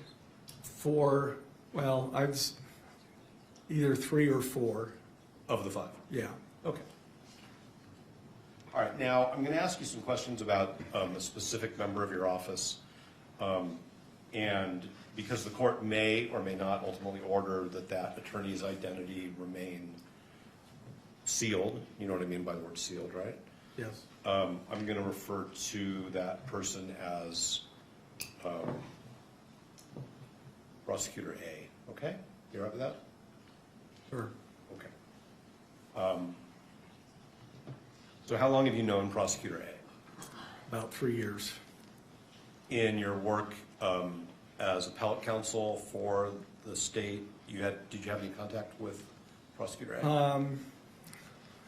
I may have, I don't recall.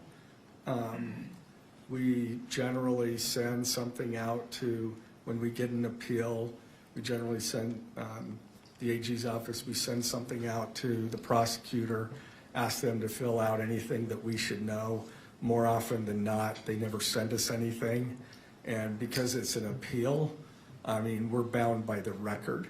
So there's not usually an occasion, but sometimes there is. But I couldn't say for sure that I've never talked. I certainly don't remember ever talking to him, though I could have. Okay. Is Prosecutor A member of your executive team?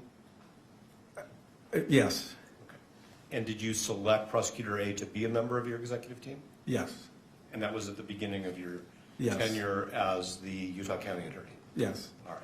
And so you had close working contact with Prosecutor A, who's a member of your executive team for the past 3 years? yes, And that,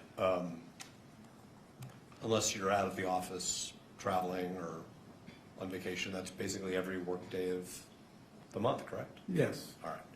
And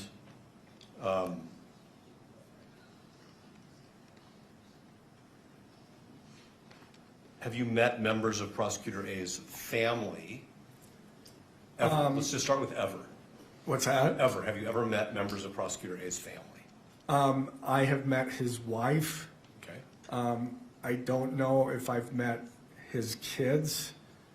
I may have in passing, but I don't really, if I did, it was like at a function, they say, this is my family, and introduce me, but I don't remember.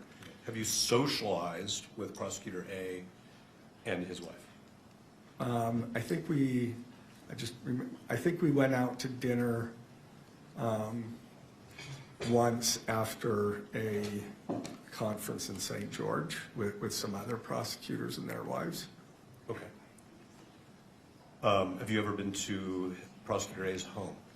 No, Has Prosecutor A ever been to your home? no,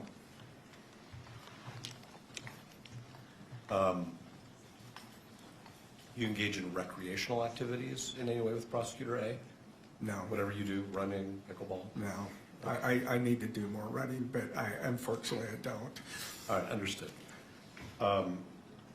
Okay, now, Prosecutor A has an adult child who was at the September 10th rally at Utah Valley University, correct? That is what, I mean, I don't have personal knowledge of that other than what they have told me. So like, I never saw that adult child, but I'm assuming, yes, that's true. Okay, but on September 10th, 2025, at the moment that Mr. Kirk was shot and ultimately died from that shooting at Utah Valley University, you were in Davis County, right? Yes, I indicated in the motion that it was Ogden, but it was actually Layton. So it was Layton, Layton, yes. okay, And I think that's Davis County. all right, that's what I thought. And Prosecutor A was with you? Yes, Okay, and isn't it true that while you and Prosecutor A were in Davis County, you learned from Prosecutor A that one of his adult children was at the rally and was texting him about their experience? Yes, I mean, we had just broken for lunch, and he showed me the text, Charlie Kurt got shot. And that was a text that he showed you was from one of his children, right? Yes, And you knew at the time that it was a text from one of his children, right? yes. What did he say to you? So I'm talking about Prosecutor A. He said, look at what my child just showed me. And that's about it. And then he said, you know, I should be getting down to UVU. Okay. And then he left. Yes. And he, as far as you understand, he drove down to UVU. Well, he drove towards UVU, yeah. He drove in the area. Okay. Ultimately, I met him and then we drove together to UVU. Okay, so you, according to the pleading that you, and you authored the pleading that was filed. Yes, I did. Okay, so that, for the court's benefit, that's the state's opposition to the motion to disqualify. You Yes. authored that, correct? Yes. All right. And in it, you said that 10 to 15 minutes after Prosecutor A left the event that you were at in Davis County, you left. Yes, Did you also head in the direction of UVU? yes, Okay, and then you and Prosecutor A met up somewhere? yes. And then traveled to UVU together in your vehicle or in Prosecutor A's? I guess there's a third alternative, which is you met somebody else and traveled with them. No, I don't remember whose vehicle it was. All right, did you talk to Prosecutor A? It was my vehicle, I'm pretty sure. Okay. So, And was that just about logistical convenience, like let's just go in one car, or was there Yeah. some specific reason? yes, no, that was no other reason. Okay. And on your way to that, what I'll call the meeting point, Uh-huh. did you have any conversations by telephone with Prosecutor A? Well, yeah, because we needed to meet. He left. I thought I would get some lunch first before I went to the command post. I got about halfway through that and said my mind was not on it. I needed to go to there. And so then we called. I believe I called him or he called. I'm not sure who called who, but then we met. We hadn't arranged that when he left. Understood. But did he convey to you any more information about his child's experience in those conversations? No, Okay. And did you inquire, like, how's your kid or anything like that? I did not. Okay. And so you met up and then you went to the command post, which was established near the university, correct? It was at the university. Okay. Was it inside one of the buildings? What's that? It was inside one of the academic buildings. Yes. All right. And did you see Prosecutor A's child there when you were there? No. Were you introduced to that person? No. Okay. Did you have any conversations with Prosecutor A about whether they should stick around and wait? No. Did you? My understanding, based on, my understanding was that everybody had left. We were told that most of the students had left. They had not, or attendees, so. Okay, so as far as you know, Prosecutor A's adult child had left the university before you. As far as I know, my understanding was that, most of the students had fled. That first they went into buildings or whatever, and then they made their way out.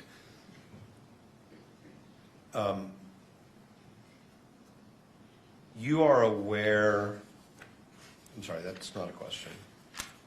Give me a second, Your Honor, if you would.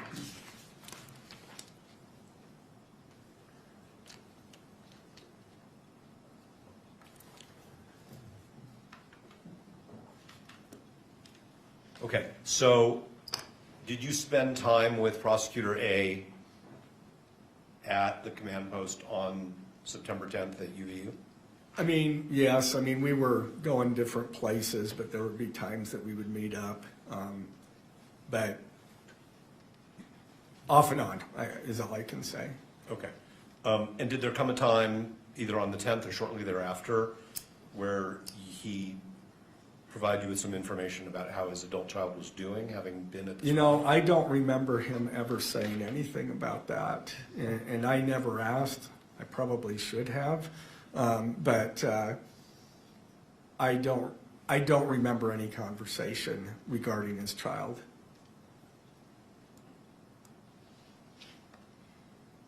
Was there anybody else at the rally who you are friends with, or is a relative of yours, or a close coworker that you're aware of? I know that there were some people in my LDS ward whose children were there. Okay. And when you say some people, could you be a little more specific? Like how many different families? Just members of the ward. Sure, but do you know how many different families that would be? I think I was told about 2. Okay. And who told you that? One of the families. Okay, so one of the families in your ward informed you that one of their own children had been there, and then another one had been there? And then somebody else from the ward had been there. I see. And do you know who those people are by name? I'm not asking you their names. I just want to know if you came to learn who they are. Yeah, I came to learn who they are. Yeah. Okay. And are you close with those people? I mean, we're casual friends with one of them, but I don't think I learned that until well after we'd filed the information. Understood. When did you learn that? Sometime after. I don't know.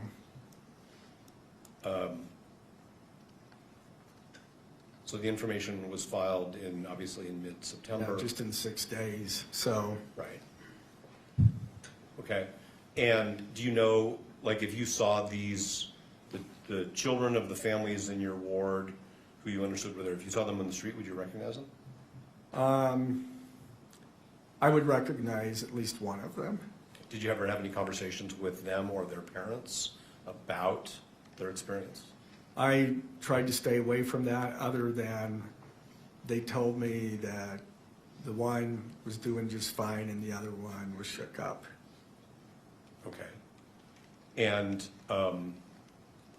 the other one was shook up. I mean, is that the term used, or is that just your way to summarize? That's my way of summarizing it. What did they tell you? Having a hard time with it or something of that nature. I'm sorry I interrupted you. So somebody told you, somebody who you know from your ward, Yeah. told you that their child, is their child a student at UVU? Probably. I mean, they're young adults, so I'm assuming that. I really don't know for sure. Yeah. And I think what you said is that they told you that their child was having a hard time with it. What, that, not their child, but the other family's child. Other family's child. Yeah. Okay, so it was like a second-hand thing. Yeah. Okay. And do you know if either of those young people who were at the rally, well, I'll put it this way, do you know where they were in terms of in what I'm going to refer to as the amphitheater I area? have no clue. The one who was having a hard time with it, did you share that information with the prosecution team? I may have. I don't remember. I may have in passing. Did you ever suggest to any of the law enforcement officers that that person be interviewed because they were impacted by what they experienced? No. We don't interfere with the investigation. We try to assist. But law enforcement, they identify who they want to locate and who they need to interview, and I leave that to them. Did the person giving you this information, so this is another adult in your ward, tell you more specifically about what their child and the other child actually saw and experienced? No. Okay, so you don't really know much more about where they were, what they saw. All you really know is one of them was having a hard time Yeah. with the experience that they had. Yeah. Okay. I understand you said that you don't interfere with law enforcement, but if you learn, even if it's somebody you know through your community, that somebody has suffered some emotional harm as a result of a criminal act that you are responsible for prosecuting, that's not information you would give to an investigator so that they could determine whether or not, so that they could go interview that person? I didn't consider that as really relevant to the investigation, so no.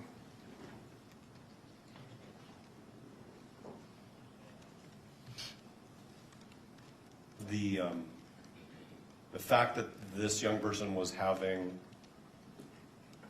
a tough time with what they experienced is what you're saying isn't relevant? And when lawyers use the word relevant, we got to. Well, it's relevant to them. As far relevant as to our case, I don't believe so, no. Okay, understood.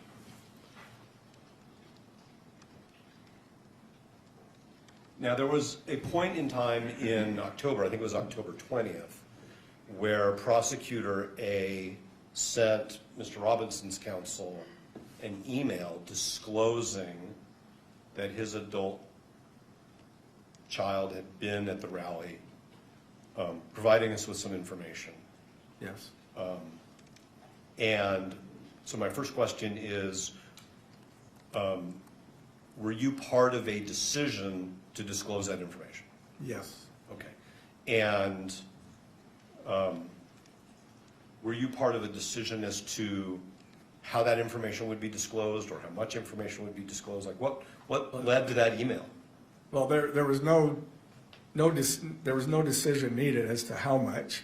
The decision was to provide the information that we ultimately provided you. And that is not because we believed that there was a conflict of interest, but that was out of an abundance of caution. I understand it's your position that you don't think that there's a conflict of Right. interest. But I think that's clear. All right. Did the entire prosecution team, as it was constituted on October 20th, discuss this bundle of information that was being disclosed, or was it just you and Prosecutor A? I know that me and Prosecutor A discussed it, and he may have discussed it with others. I don't believe anybody else was there. When you discussed it? When we discussed it, one of them may have been, or two, I don't know. But the information that you obtained, sort of if I may, in the heat of the moment back on September 10th in Davis County, that Prosecutor A's child had this experience. And the text messages that went back and forth in the family, that information was shared with the prosecution team, correct? Everybody knew eventually. Eventually. Sure. I mean, yeah, eventually. Okay, so. I mean, I only knew the fact that she was there. At the time, I only knew that she was there and that she left. That's all I knew. Okay, but is it fair to say that you didn't set up any, what I'm going to use a term like firewall, to keep the rest of the prosecution team isolated from this information that one of their colleagues' children had this experience at UVU on September 10th? No? Is there a written policy in your office, either that existed when you arrived or that you've prepared since then, for how to evaluate whether one of your prosecutors needs to be screened off from a case? You know, I'm not sure. I mean, we have those conflicts that come. I mean, the biggest thing I'm screening for us is if there's a potential conflict where information that the defendant has, one of our prosecutors has, because that's why you screen cases, is to make sure that shared confidences aren't also disclosed to, shared confidences with the defendant aren't shared with the prosecutor. But you could agree with me that there are other types of conflicts that can arise other than what we might call the, privileged communication. There may be, I mean, I think there can be, I can't think of any right now, but I think the rules are pretty clear with respect to shared confidences. You can't, screening isn't the end all, of how you treat conflicts. I mean, generally speaking, we will just conflict out to another office if we feel like we need to. One example, well, I won't go into that, but I mean, we've been threatened before, and there was an investigation, and of course, we conflicted it to a different prosecutor's office, because in that case, we were potential targets of this individual. Understood. Okay, so you're not sure if there's a written screening protocol, but what you're saying is when we know it when we see it. Well, Sort of what I'm hearing you say. sometimes we do. Sometimes I've had attorneys that felt like they couldn't talk after they've been conflicted out to at least know the victim, but notify the victim that that we were going to switch the prosecution. But there may be, I just honestly don't know. We keep an eye on those things and rely on our attorneys to notify us when there is a conflict. But you knew as of September 10th that Prosecutor A's daughter attended the rally, correct? Was in the crowd, correct? Yes. Heard a shot fired, correct? That, at that moment, I don't know that I knew that. Okay, but you know it as of today. Sure, I because know you it read now. their affidavit, Sure. which says that. Well, I knew it. I knew it once all of that information was disclosed to me. Okay. And that they had to, with many hundreds of other people, run for cover and get out of the open space where they were, correct? Yeah, I don't know that they had to, but that's what they did. Well, you've seen the video you've probably seen many videos of that Right. day, right? Yes. And weren't there law enforcement officers basically directing everybody to leave the open space so that they could? I don't secure know it? that I remember seeing those videos of the students or attendees leaving. I mean, I know that they left. I know that they ran away. What we learned later is that the shooter left immediately after the shot. So, Right, but at the time of a shooting, you don't know Sure. how many shooters there are, Absolutely. if there's going to be Absolutely. follow-up, Right. if there are explosive devices, like all those things, right? sure. Okay, so let me ask you these questions about, well, instead of giving you a headline, I'll just ask the question.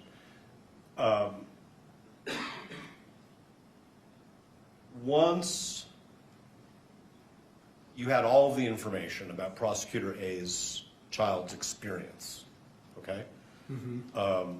What they saw, what they heard, what happened to them, the fact that they were separated from their personal property, all those things, okay?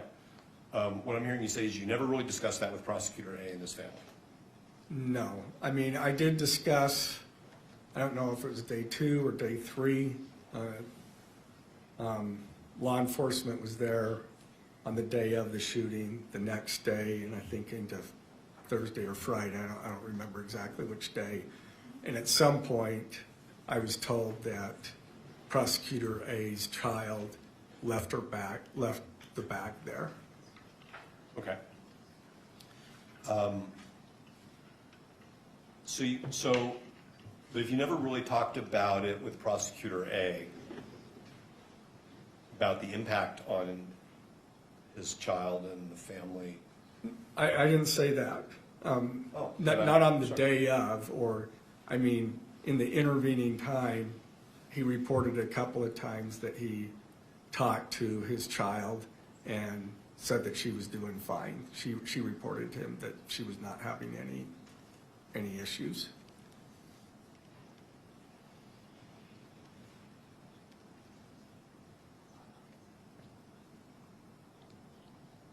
Did you ever ask him, well, what about you? I mean, your kid was at this. I didn't. Not that I recall. Did you ever consult with anybody in the Attorney General's office concerning whether prosecutors A's child's experience raised a potential conflict of interest for your office? No, that's what I did for 23 years with prosecutors, is consult on that. And so I didn't feel a need to go to those folks. I mean, I know how to try to figure that out. So when one of your responsibilities in the Attorney General's office was to consult about ethical issues? Different matters. Different It could be a variety of things. Okay. And I mean, if you're talking about ethical issues in particular, I don't know that the Criminal Appeals Division was the right folks to consult, but I'm not even sure of who from the Attorney General's office would. So, Okay, but you worked in the Attorney General's office for a couple decades, right? yeah. And what you're saying is that in your role as an appellate lawyer for the state, you would talk to prosecutors, I guess it's somewhat more informally, about ethical issues. Yeah, every once in a while, yeah. Sure. And so my question is whether you reached out to anybody in the Attorney General's office about this particular issue. No. Okay. Did you, and when I say you, I really mean you or anybody in your office on your behalf, Okay. okay? Because you're the chief prosecutor, right? Yeah. So when I say you, I Yes. mean you Okay. and people who work for you. What about the Utah State Bar? No. I mean, they give ethics guidance to attorneys on all kinds of issues, right? Yes. Okay. But no No. reach out. Other county attorneys in Utah, in other words, your colleagues who are elected chief prosecutors in their counties, did you discuss this with any of them? No. Are you a member of organizations of what I'll call chief prosecutors? I'm a member of the Utah County and District Attorneys Association, Okay. UCDAA. I'm actually the president of that organization. I'm a member of SWAP, which is the statewide association of public attorneys and prosecutors. I'm actually the president-elect of that organization. That's a lobbying organization. Okay. And do these associations have any mechanism for providing ethical guidance to their members? No. I mean, when we have questions, we may shoot out an email and ask about things. Did you do that in this No. situation? I consulted no one other than my team. Okay. I'm going to ask you 3 more categories just to be clear. Okay. Did you reach out to any law professors who No. report to be ethics experts? No. Did you speak with any judicial officers No. about it? Court reporter, get the question and the answer. Oh, there you go. Well, I just said that I have talked to no one other than my team, so. Okay.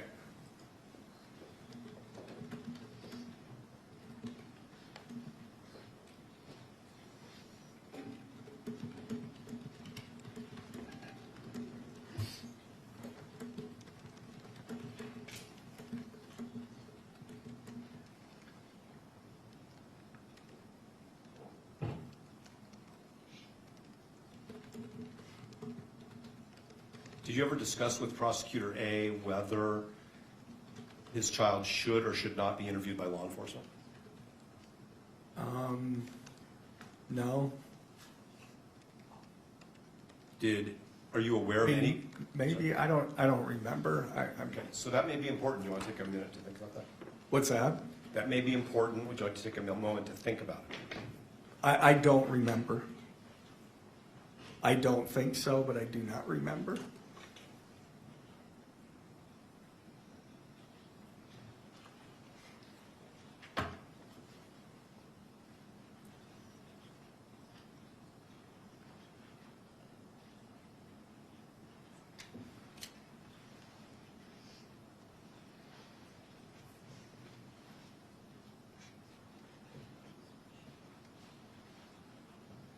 The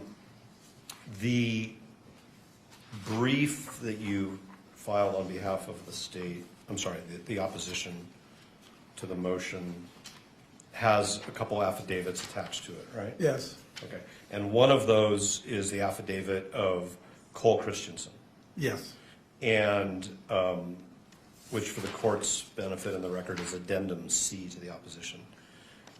Special Agent Christensen writes in his affidavit that you and he, in mid-December, so that's after the motion to disqualify was filed, yes.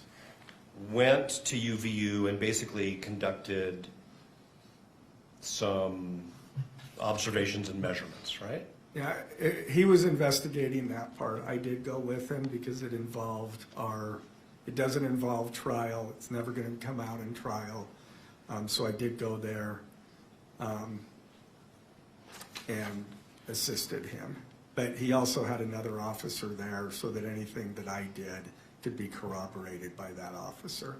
Okay, but isn't it fair to say that basically what happened there is you said, generally, Mr. Robinson's defense counsel have filed this motion to disqualify. I want to have some measurements done because I want to figure out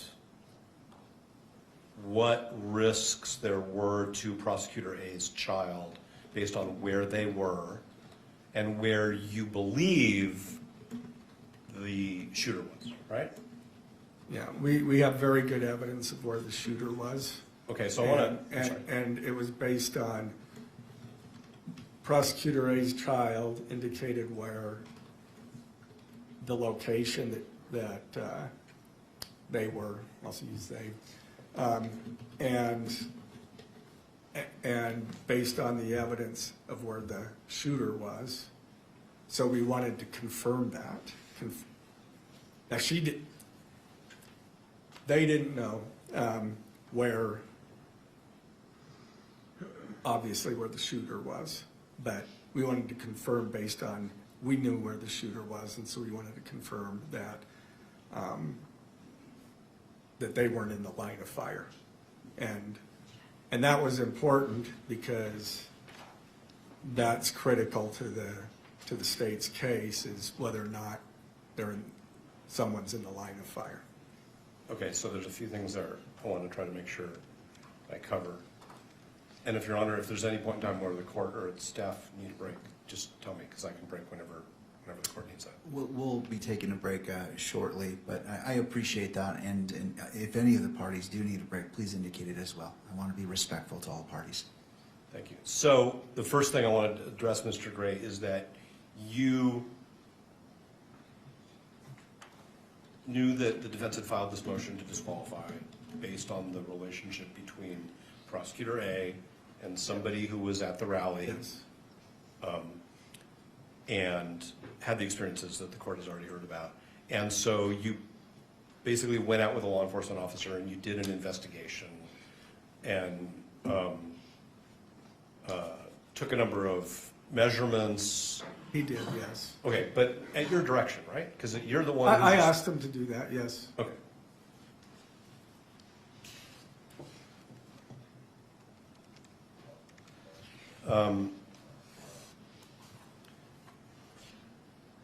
You say in connection with that there are some uncontested issues in this case. Yes. That's a term you used in your brief, right? I'm sure that you will tell me where they're not contested, but. Well, every issue is contested, right? I mean, So is it, okay, go ahead. I'm not trying to have a argument because the court reporter doesn't like I to speak stopped, over each so other. I'm not. And I'm bad at that too, and I have been for a very long time. But your measurements, as documented in Mr. Christensen's affidavit, Special Agent Christensen's affidavit, are of things that you say are uncontested, but I just want to make sure. So can I clarify that? I never said that the measurements were not contested. I said what was not contested is the fact of the things that Child A could testify to.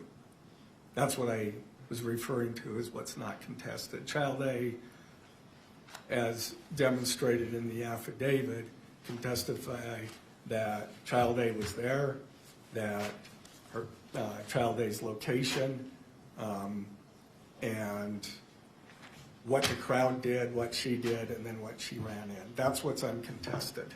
But aren't these also uncontested things contested issues which you seem to suggest to the court are uncontested, and that is that the shooter was on the roof?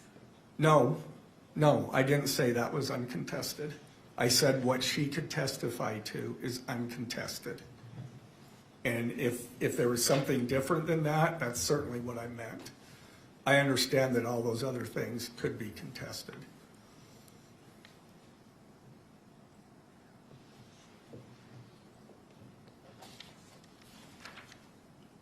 Okay. You've made yourself a witness to evidence that you've used to try to advocate to the court that there's no conflict of interest, right? I mean, you basically, even though you're representing the state, you went out and you participated in a what you hope is a systematic way to measure whether Prosecutor A's daughter was in a line of sight from the place where the state alleges the shooter was, right? Sure.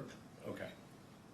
But as far as making myself a witness, I was careful to make sure that there was Cole Christensen and then an officer from UVU. If you look at the case law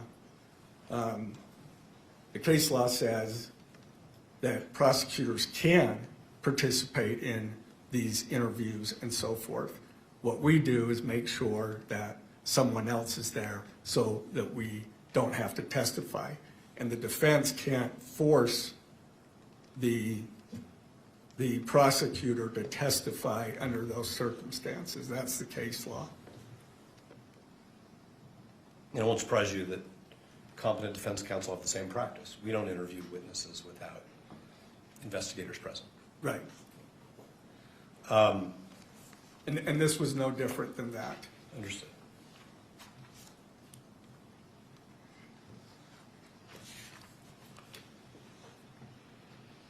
Okay, I do want to address another aspect of this line of fire situation, okay? So it's the state's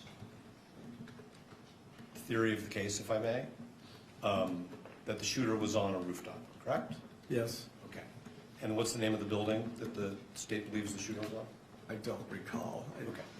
And so these measurements that are in Special Agent Christensen's declaration, you're saying were designed to basically, if I may, I'm not trying to put words in your mouth, rule out whether the child of Prosecutor A is in some ways a victim of this incident?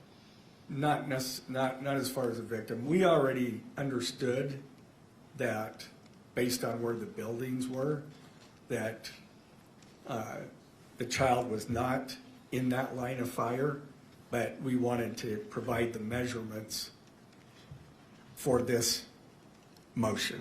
So what is the significance of the measurement? What is the significance of whether the child of Prosecutor A was or was not in a physical position where they could have been shot?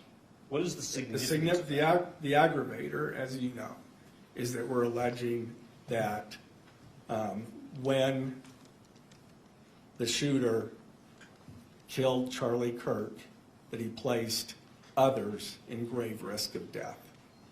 And you've So now, anybody within that zone, if you will, was placed in grave risk of death. okay, and so you've now gone out and you've done these measurements from the place where you believe the shooter was, and anybody who's positioning at the rally, there's no line of sight, you're basically excluding all of those people from being among those referenced by that aggravator. That's our understanding. We'd have a very difficult time proving that others beyond that point were also in that line of danger. I mean, we could, I guess, we could make the argument, but that would be difficult to prove. And so is it your position that because this adult child would not fall within the category of people to whom the aggravator applies, there's no other connection between those people and the prosecution? Not the crime. I mean, again, depending on whether, again, I rely on law enforcement to provide us with whether they have something helpful or not. We were able to determine based on what the prosecutor's child, there was nothing useful. There was no need to provide anything. I mean, we make those determinations when they provide it to us all the time. Did you work with Special Agent Christensen on his declaration? On what? No. On his no, declaration? I didn't. Did somebody else? Yes. Another one of the members of your prosecution team? Yes. That's generally the practice. Okay. Was it Prosecutor A? No. Okay, now we've also, I should say, you also filed with the court addendum B to your opposition, which is the affidavit of the child of Prosecutor Yes. A, right? And this person is a young adult who is a student at the university, right, at UVU? Yes. Okay. That's what I'm told. I Okay. have no Did you reason to doubt speak with this adult child in connection with the preparation of their affidavit? that. I did not. Do you know who did? I do. Who was that? It was Mr. McBride. Okay. And do you know whether Mr. McBride consulted at all with Prosecutor A about that? I couldn't answer that. I don't know. Okay. Did you read the affidavit? Of course, I wrote the opposition. I better read the affidavit. Did you play any role in the shaping of the affidavit in any way? No. It was just given to you, here's the affidavit? Well, we were aware of what the student, I'm going to call it student now. It's fine. We were aware with what the student had said as far as what the student was aware of. And so we obviously, as I started writing based on what my understanding of that was, and I'm sure that Mr. McBride covered those areas to make sure that we were accurate. Are you saying that the affidavit followed from your briefing and your briefing was based on your? No, that's not it. My briefing was based on what the information that the student provided. And so to that extent, I'm sure when Mr. McBride talked to the student, that he would cover those things. Okay, so what I'm missing is, where did you get the information about what the student experienced if you had not seen the affidavit? That was from the prosecutor that is the parent of that. Okay, so Prosecutor A told you, this is what happened with my kid. Right, I think that's pretty established. All right, Mr. Novak, this Yes, might sir. be a good time to take a brief break. Whatever works for you. And just, not meaning to pressure you, I'm just trying to anticipate how much more time for questions you have for Mr. Gray, just for housekeeping purposes. It's 4:06 according to this monitor. Oh, that's not right, it's 5 o'clock. The monitor says it's 4 to 6. That must be some time zone that somebody else lives in.